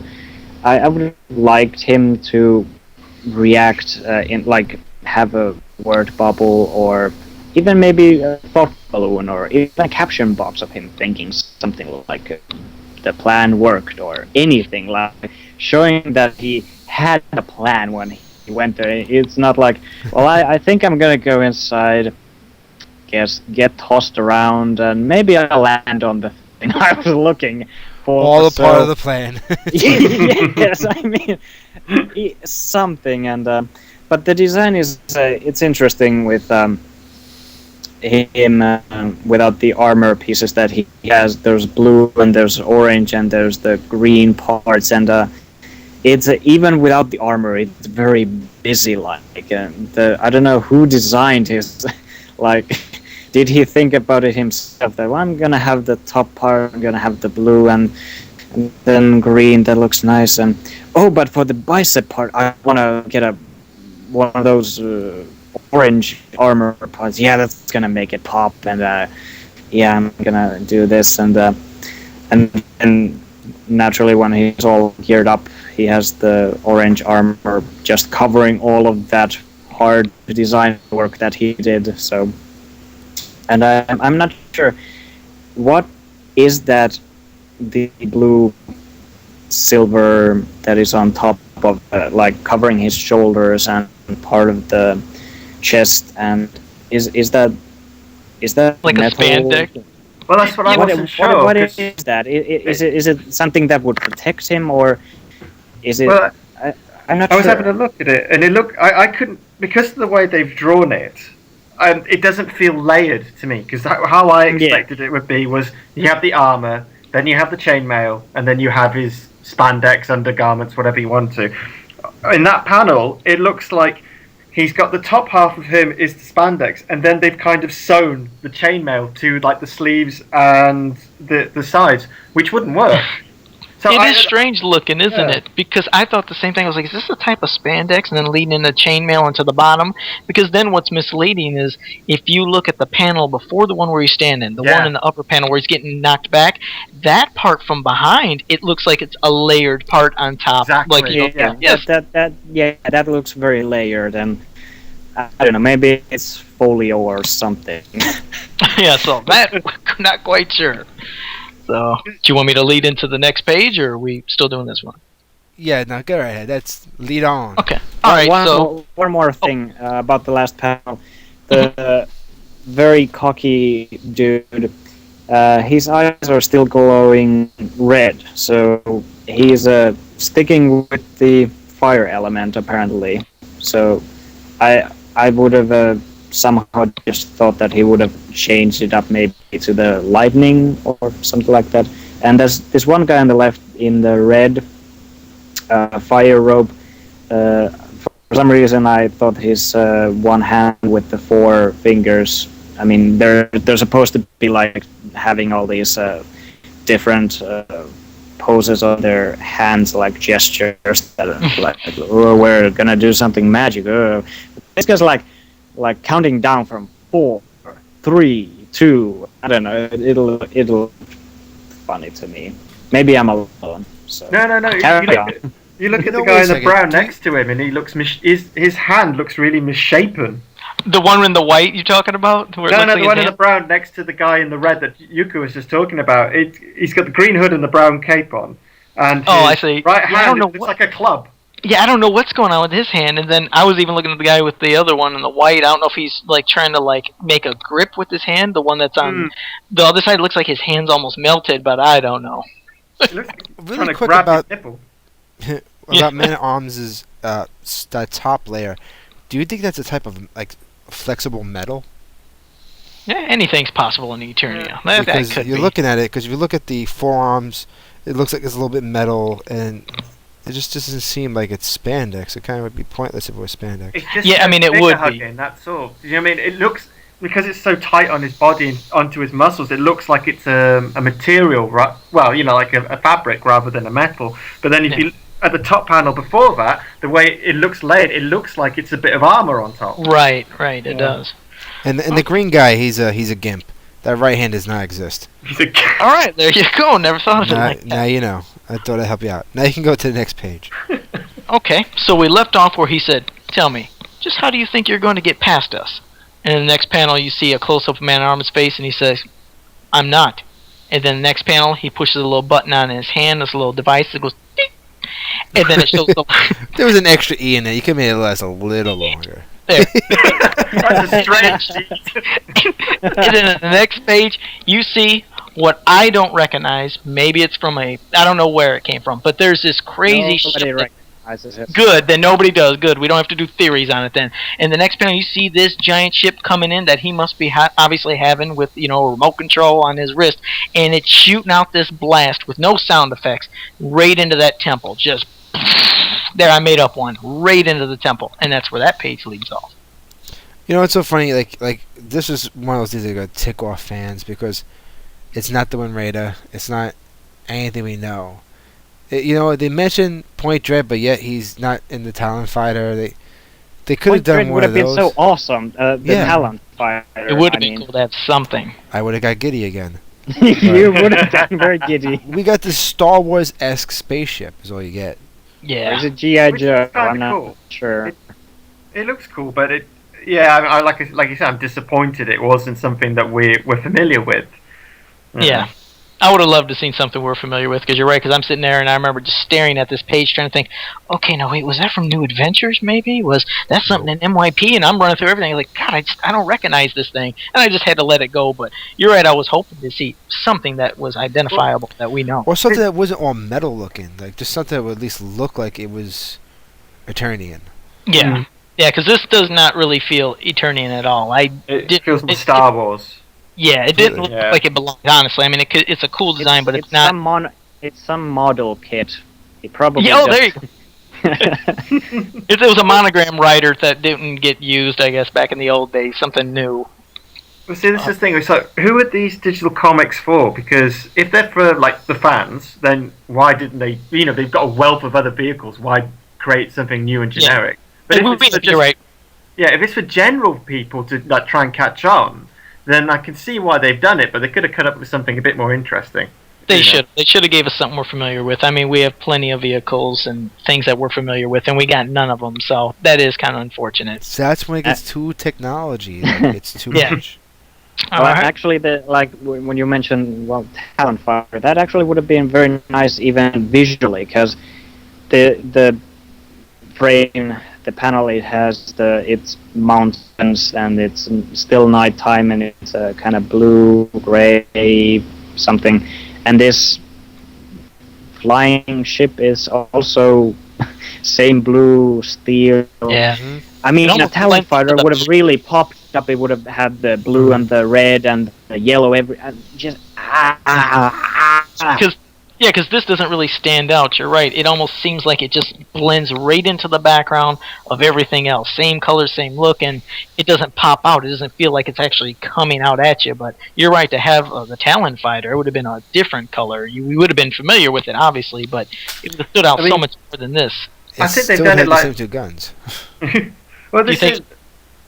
Oh, go Sorry, ahead. Go ahead. Joe. Oh, no, you guys are talking about the colours, but it's nighttime, so Yeah. you wouldn't see the bright colours. You know, even if it was You a would Talon still Fighter. see something. This is a Well- joke. You want to hear I mean, another goofy thing? Maybe the theory is this goofy-looking ship and its colors was chosen on purpose to just maybe camouflage in with the background like he tried, so it wasn't seen. I don't know. Maybe it was around a mountain. Stop defending it. Are we Stop trying to defending justify? it. Yeah, I guess I'm trying to justify. No, it's stupid and it's out of place. It sure is. I know. Like I said, Because you know what? If you do a story and Man-at-Arms has to go drive somewhere, and he gets into an attack track, and the attack track looks like a SUV, is that really what we want? No. You want it to look like the attack track. Make this vehicle at least pretend it to be at least something similar that would be in the Eternian world. It's bad enough I have to have him having cloaking devices. Right, Rebecca? You're having cloaking devices and heat vision and like, just give me something. All right. Well, from that panel then, where this ship, whatever this ship is shooting a blast at the temple. Then we go to the next page, and that blast went right into it, and now we get a sound effect. We get an explosion. Man-at-Arms. That was a boom, not a. Okay. You liar. Oh, I can't say. Well, it's boom, but I didn't want to say boom. Well, that's what it sounds like in Eternia. Oh, okay, then boom. And then Man-at-Arms is running out from this explosion. He's grabbing the eye of Chrono right off that little staff. And then the next panel, he's running again, and he's holding it like a football, like he's just trying to run in for a touchdown. And he's got all the members of the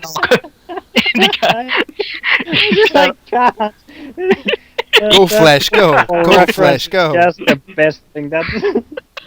It's such a hokey pose. He's like, it is. Yeah, I there's mean- no dynamics. I'm expecting the He's- Benny Hill music. Yep, and then he's being running and chased in the background by all those members of the Knoll clan. And that's where that page left off. It's really a badly drawn Man-at-Arms running away. There's no dynamics to it. The background characters are more dynamically drawn than Man-at-Arms. He looks like dun dun dun dun. It's like, all right, Forrest, run. So, well, did we still want to talk, or is that page kind of just self-explanatory Does now? anyone have any crap to say about this horrible page? I don't. Now we're good? It's funny. That one pose of him running and looking back on the, it's like a Simpsons moment of yoink. Yeah, yeah. Yeah. It's just Alright. bad. You're right. It's just bad. Go on. Just definitely Okay. give it another shot. Yeah. So then we get to the next panel, and you see something like hanging down. It's coming obviously from the ship. He's running with his eye of Chrono. Then the next panel, you see his hand grab onto a strap. It pulls him up out from the debris, away from everything, and basically then he's flying away and he's in the ship. And from this, I don't know if it's just me, but it seemed almost like a different artist did some of these pages, like especially the panel where he's hanging from that strap in the third panel. Yeah. It's so dark and thick, and I was like, who did it? Doesn't look like the same artist. Is that just me? No, this No. page alone looks like it's drawn completely different from the page before. Yeah. Even the ship itself is a slightly different design. It's more Yeah. detailed. It's just it's so Yeah. thick lined, and it looks so out of place. So yeah, this page really nothing much. He grabs on a strap, he flies up in the air, he gets in the ship, it takes off into that weird ship. Just very strange. I see Yeah, I that mean, would be they- the perfect moment for the James Bond music to come in now. This Yeah. this is like a James Bond intro. You know? Yeah. But I mean, the best drawn thing on this whole page is the hand grabbing the strap. It Yeah. has action lines. It shows without having a sound effect. It has action lines, and it shows what it needs to show. And it's dynamic. The arm looks well drawn, and every finger looks completely right. And that's not Rob being sarcastic. It's I'm really being true. honest. That is Yeah. a good. That's only good panel. Because everything else, like you could tell, Man at Arms looks different in the top panel and the bottom panel, drawn completely different. If you see his left hand holding the gem, looks different than it should. Now his hand looks like it should be orange, instead of being green or half green and half. Like it just doesn't. It's just not done right. No. And It's also the explosion whole looks less. and the entire pages and the page before that. I mean, when we saw the ship shoot at the temple, it was, I guess, the front side. Maybe it's a bit hard to know which side it was shooting at, but I mean, we get these close-ups after all the explosions, so I have no idea how much inside of the temple, like, Man-at-Arms still is. Is he still in the same room, or did the ship blow like an entire new roof clearing for him?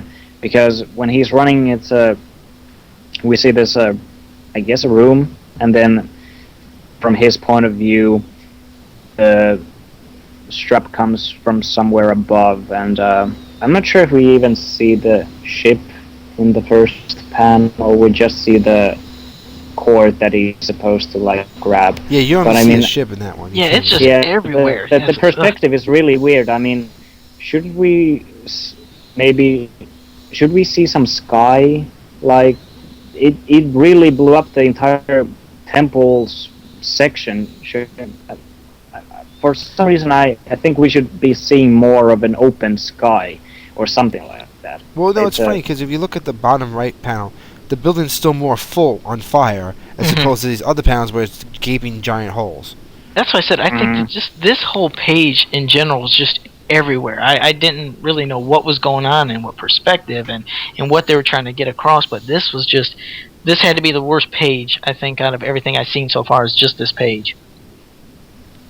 Yeah, I agree with that. I mean, even the ship is a different design from the ship we saw from before. The wings are at a different angle. At the Yeah. front of the body's thicker. So it's, I don't know. It's really. Yeah, I think we should get past this confused page because it's hurting to the eyes. For no one's seen it, when they see this, they'll see what we're talking about. This was just one strange page. If you haven't seen this already, you should have not be listening to us. You should have read it already. Yeah, well, 99 cents. yeah, you can't beat that. It's a good deal. But well, do you want to go to the next page? Go right ahead. Yeah. All right, then it says later, and then it shows a picture of Castle Grayskull, which looks it reminds me of Filmation, the look and everything, and the whole look of it. I kind of like this page. I like that, at least, design. And then you hear, basically, it's from Man-at-Arms say, you ask for one eye of, it's like, you ask for one eye of Chrono, and then it shows him inside the castle, and he says, you get one eye of Chrono, and he's handing over to the sorceress in her very sexy outfit again. Yeah. And she says, Duncan, I am once again in your debt, as is the castle of Grayskull. And then they show him, he's like, it's nothing really, all part of the job, sorceress. Now if you excuse me, I've got a date with a bath of ice. And she's like, Duncan? And she's holding her hand out, and that's the end of that page as he's walking away from her. See, right there, you're thinking like you could have just ended the story right there. Just Yeah, put a dot dot dot with the Duncan. Like, where's he going? Doesn't matter. He's the man. He's Snake Plissken. He's doing his thing. But first out, the image of Castle Grayskull. It's nice. Like you said, it's Filmation-y. I always kind of got bothered by, the drawbridge of Castle Grayskull's toys. That's supposed to let you in. Why is there another bridge underneath it? Like, that always bothered me. We go to see castles, and there's usually a moat, and the drawbridge drops down to let you, because it's called a drawbridge. You pick it up, put it down. It's a bridge. But yet, in Filmation, just like in this panel, there's a giant bridge already there. Like, can anyone explain that to me?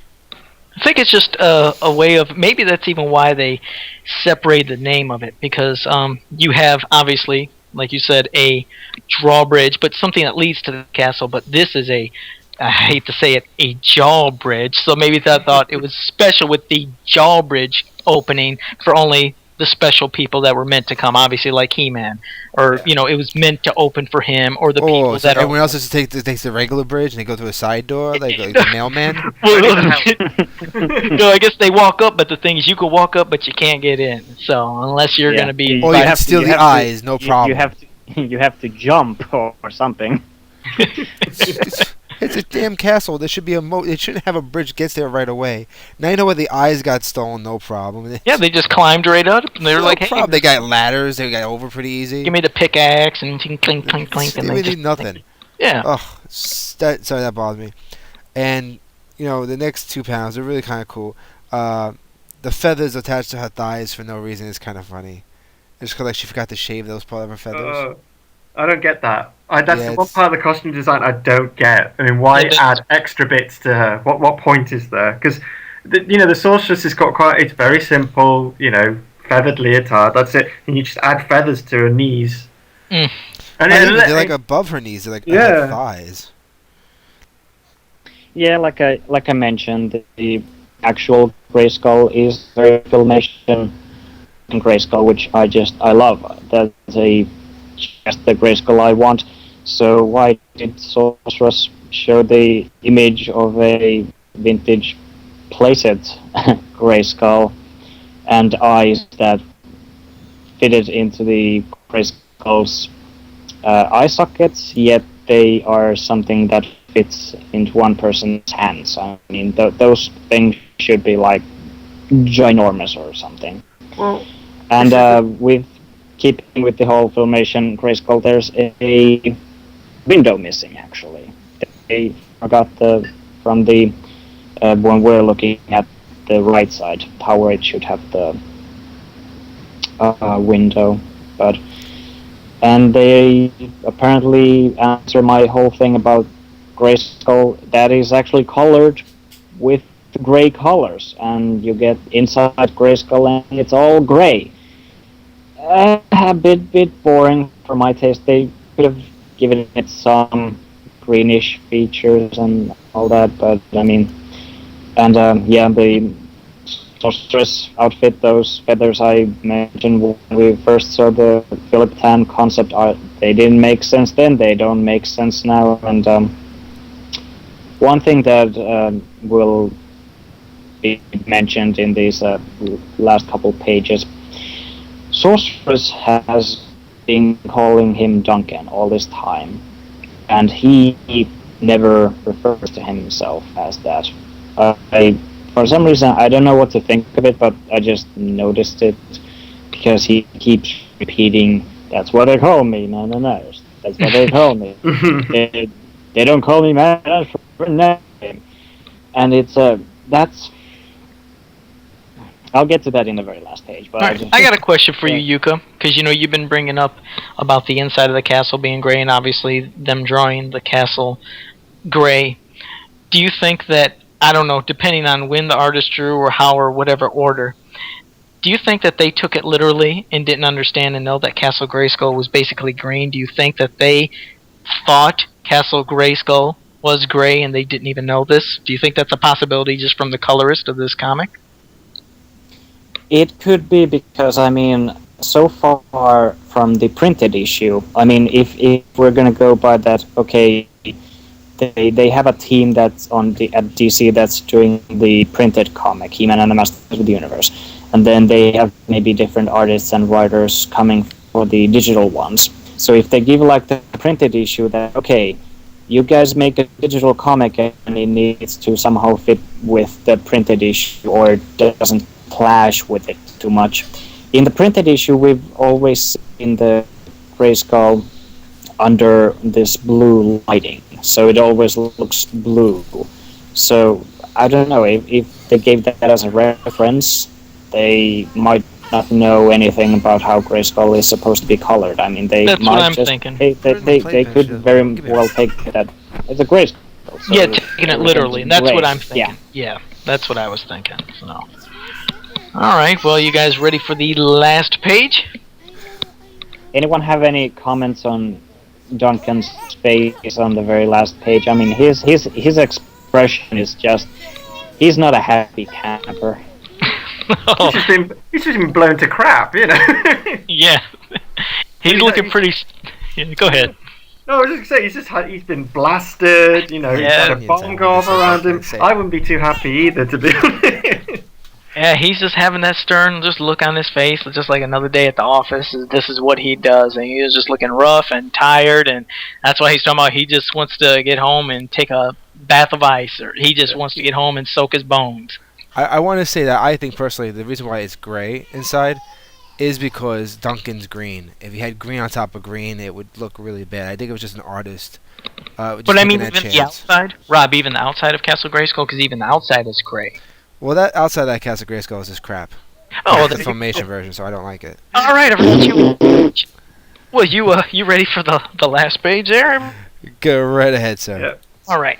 So the last page, you have the sorceress standing there and Duncan, and he's walking away, and she's like, "Allow us to heal you. It's the very least we can do." So she's speaking not as herself, but us, maybe within the whole power of Grayskull, and maybe the elders. Maybe that's how she's speaking. I'm not sure. But when she says that, her right hand is glowing, and he's like, "I appreciate the offer, sorceress, but you know me." In the last panel, he says, "I'm not a man of magic," and he's just doing like that, wait strut, like yeah. So, and it says end, and that's it. So, Well, I'm gonna tell you, what's very funny overall is that she's talking to him first person, then all of a sudden when the magic starts happening, it's we. It just seems even more creepier when it's we. Like, who else you got gonna help me heal? Like, it just always bothered me that like there's a couple weird things they worded, like the everything about the power of everything beginning of the book and this we part. It just seems out of place to me.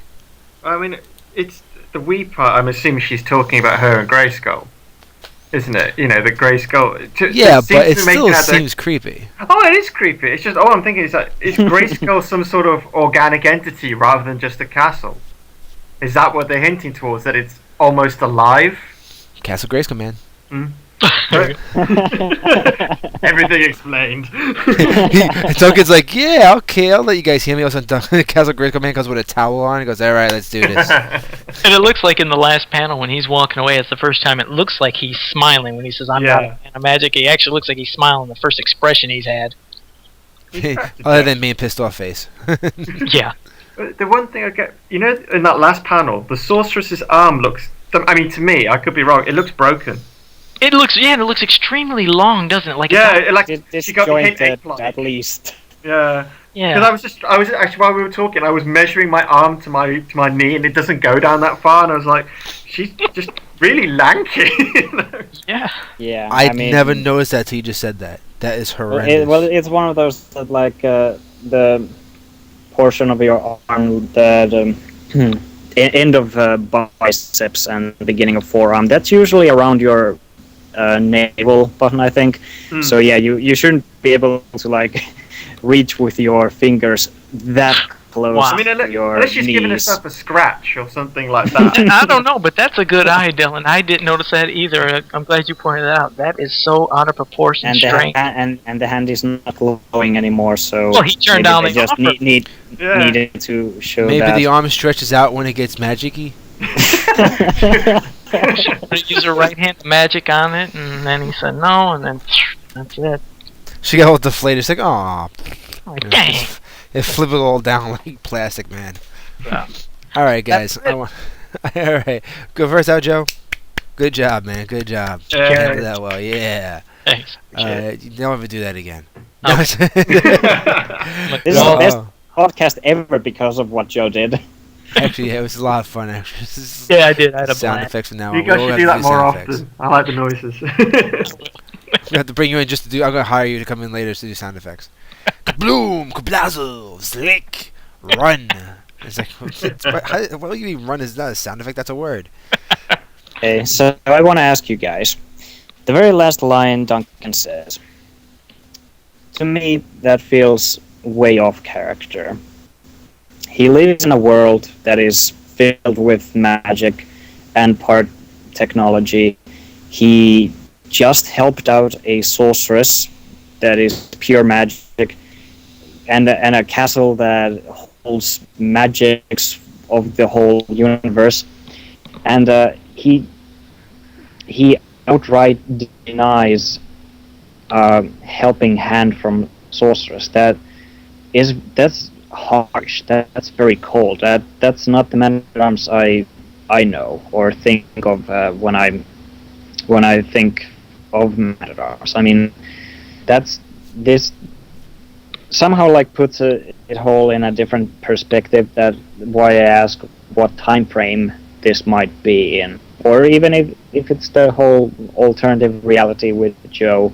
Because I don't know where DC is going with this, but I mean, or we don't know how these digital comics will affect the printed issue storyline. We know the first digital with Sir Little, it helped kind of read that before the first printed, so you saw the red skull. But yes, but I mean, so far the next issue with the printed comic that will be about Tila and possibly Man-at-Arms. So I'm not sure if this digital comic, because we got to read it before that, if it'll help us understand anything that Man-at-Arms will do in the printed one. We don't know that yet. And it'll be interesting to see how it all works out, because they even made some changes with the printed comics team, and we can discuss that in a different episode or whatever. But this just jumped at me so much at the very end. I mean, because it's like what I also mentioned. Maybe they want to do a Marvel Ultimate thing, like having these characters be at their very core of what makes them tick. But this is not Man-at-Arms. This is not what makes him tick. He's not like anti-magic. He's not a Batman. I only use my skills and brain and my technology, and boo all you fantasy creatures, go away. This just sounded so wrong. And I also had another point that I forgot already. Well, I want to rebuttal this point first and go that he just went through a battle where he was outnumbered with magic like 100 times to 1. I don't think it was meant to be like he's like, chick, don't touch me, I ain't got no magic with you, you piss me off with your magic. I think it was more like it's like a little smirky kind of like, you know me, I'm not the magic guy. I survived all the magic guys without using magic. Bang. I think it's one of those things. I really don't think it had anything to do with him being a jerk. But I always kind of compared this Man-at-Arms as a different universe. It kind of made me think of like, it's so funny. I talk about Star Trek like I give a rat's ass, but I don't. But DeForest Kelly, Bones, hated technology. He always blasted. Everything looks like a computer inside, but he's a guy. He wants to make people healthy. You know, he's more like just like he goes against it, but yet he's on a ship that's all computed. But he's still a doctor. You know, he complains about it, but he still uses it. So maybe it's just kind of his way of just busting chops. I It I just could took be. it as a way of that. The whole point of it was, like you said, that he bested all those wizards. Without using magic. I just thought that it's just a throwaway line just to allude to the fact that's what he is, and then that was it. On the man And at arms, basically, not the yeah, man and of what they were magic. trying to do in the whole entire comic was just trying to get across the point of, Yeah. there's all these people he's fighting with magic. He doesn't have magic. He's trying to show what he can do without it. And at the end, he's like, I don't need it. And I don't think it was meant to be arrogant. But then I think, of course, it was a wordplay of just basically the title. I think that's now we see why basically they just called it Man at Arms. That's all. That's who I am. Deal with But it. is that all there is to it? I mean, if these guys were handed like maybe a different like classics canon that okay, Clampchamp is now the Man at Arms, and they would just say that well, this guy is the Man at Arms in this entire world and universe, would they still make a same comic simply based on the title, just giving them like here's his name, run with it, and like nothing to do with the actual character itself, just a play on the name. I mean, Yes, it's yeah. DC. Battle, Yeah. I mean, Battle Cat is next. Is he gonna be a cat that fights? You Yes. know me. He's gonna lick himself. He's gonna get a hairball. and You know he's what, gonna beat Yuka? somebody I up. bet you, Yuka. Honestly, I don't think that the next one. Here's another guess of mine. We'll see if I'm wrong. I don't think it'll be called Battle Cat. I bet you it'll be called something completely different, like maybe a Tiger's Destiny or some crap, whatever. But it's From brilliant. the Yeah, from the litter box to the battlefield. yeah. I just Yeah. think for this one, they just purposely they really were just shoving down the point of Man at Yeah. Arms over and over, so that's why they did it. Yeah, and like I said, absolutely. you can quote me if I'm wrong, but I don't think Battle Cat will be called Battle Cat, but we'll see. It'd be Bob. All I can think of with the Battle Cat one, what's coming, is it's going to be DC's version of Bambi. So you're going to have Cringer losing his mum, growing up with some sort of weird animals as his friends, and then getting discovered by Adam and Circle of life. Oh yeah. Shit. Well, that was a good podcast. I think that was really fun. Well, first I want to thank our guest Dylan Cook. Thank you, man, for being on. You're a total blast. Thank you. I've really enjoyed being on. It's been a good laugh. Yeah, it was good having you. It was fun. Good to finally talk with you too. We don't try to get heavy with this thing. We just try to make people laugh. That's it. I'm just useless. Other than that, if you want to get serious, don't come talk to me. So, but I gotta thank, and I gotta say, Dylan, since you are our guest, and now I make everyone pimp everything they do at the end of the show. This is your time to pimp your Twitter, Facebook, whatever else you do, everything that you are a part of. Okay. All right. Well, with Twitter, it's Happy Monkey Shoe because he wouldn't let me have the S, so I could have shoes. On Facebook, go to www.facebook.com/MOTC. That's the Master of the Universe Classics fan page. That's one of them. And then if there's a podcast I host with Chris and Mike and everyone, What the Shell. It's our Turtles podcast, all about Teenage Mutant Ninja Turtles, and that's whattheshell.podbean.com. And if you like the Turtles, give it a listen. Yeah, That's well, awesome. first it's also on alternativeminds.com, so Oh, every yes. time it's there, we have it there as well. Pop Culture posted, so if you haven't heard What the Shell, you need to be listening to it all the time. Also, Okay. Dylan, aren't you an artist? I am. I don't talk about it much. Do you Yeah, have a Deviant page or something, maybe? I do. I always forget now because I don't use it as much. I still post there, but I'm just not there much. But it's happymонkeyshoes.deviantart.com, or if you want to follow Tumblr, it's flamingundeadmonkey.tumblr.com. And now's the critical question: are you gonna draw fan art of this sexy sorceress? I could. People pay you. It's called I- commissions, baby. At the minute, I'm doing I'm kind of swamped with the big one that I'm doing that Joe knows about because I've sent him the thing, and it's all his fault actually as well because I've been doing the 30th anniversary midgets where I've been dedicating characters to people who've been quite influential into Master of the Universe and they've been keeping it going. And the one I'm doing at the minute is the Four Horsemen. So I've made them all into characters, but it's taking a lot longer because I kept adding stuff to them. So Well, Come we on. want to thank you again, first out. yeah, thank you very much again. It's been a blast. Absolutely brilliant. Next, I want to give it over to Yuka. Yuka, I know it's like 1,000,000 degrees at night right now. Was like it's like what 8 o'clock probably tomorrow. It's Sunday already, isn't it? It is Sunday.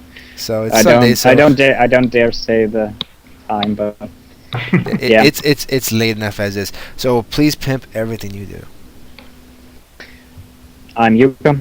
You can find me with the name on the He-Man.org forums, and I have my own video series, Scrolls of Eternia, which can be found also on Alternative Minds and PopCultureNetwork.com, and the page that Rob already pimped, scrollsofeternia.com. And I want to give a shout out to all the people coming to German Grayskull convention at the end of August. I hope to see a lot of fans there. And your Twitter. My Twitter handle is Toonjuka. All right, well, guys, if you haven't seen Scrolls of Eternity, you need to be checking that out. Yuka is the man. He does. It's a great series. I wish he'd do it more, but we'll let it go. I'm not gonna complain. So, work harder, do more. And last but not least is Joe. Joe, pimp everything, because Yuka's been trying to pimp you all day long on the podcast. So let's get it over. Well, yeah, for me it'll be quick though, but you can find me on Twitter at JoeAmato2. That's the number, and on Facebook at Joe Amato Custom Creations. And I usually debut stuff on Thursday nights, but as of late, I've been having a lot of ideas running through my head, so I've been popping up on a lot of different days, just a lot of new things I've been trying to do. So constantly check his Facebook page out. Just go all the time. It's easier that way. Yeah, and that's for me. All right, and of course, last but not least is AlternativeMinds.com, MINDZ, AlternativeMinds.com. Guys, you know you can follow me on Twitter at altminds, MIDZ again, because I got that Z going for me. Facebook, Alternative Minds has their own Facebook page. Everything can be found on Alternative Minds site. Just go there. We'll have links to the my wife's DeviantArt page, our Facebook page, the Twitter handle. Everything's up there in the feed, the Blip account, the YouTube page, everything you want to know, because you know I do other stuff other than this podcast. If you don't know that, then I don't know what's going on with you guys. You need to be watching what I do, because I could use it. I appreciate you. It's pimping me a little bit more. It'd make me feel special. I do a series called Not Mitten Box, which is a whole toy series where I review toys. I rip them open. Obviously not Mitten Box. I've done stuff on Masters a lot, so you can check that out there. We have a comic book show called Comic Nation TV. You can check that out. I have a Japanese show called Japan the Otaku Show. I do a lot of stuff. Just go Alternative Minds, you'll find everything. You go Pop Culture Network and check out the stuff there as well. And I want to thank you guys for listening. It is a long podcast, and I want to thank these guys for sticking it out. And I'm surprised you didn't fall asleep, which is really cool. And remember, the next one will be He-Man and the Master Universe, #1. We did this a little back-asswards just because we wanted to hang out with Dylan. It was just an excuse to hang out with Dylan. So, thanks, Dylan, for coming. Yeah, thanks. Good having Thanks for having me. I really enjoyed it. All right, guys, and until next time.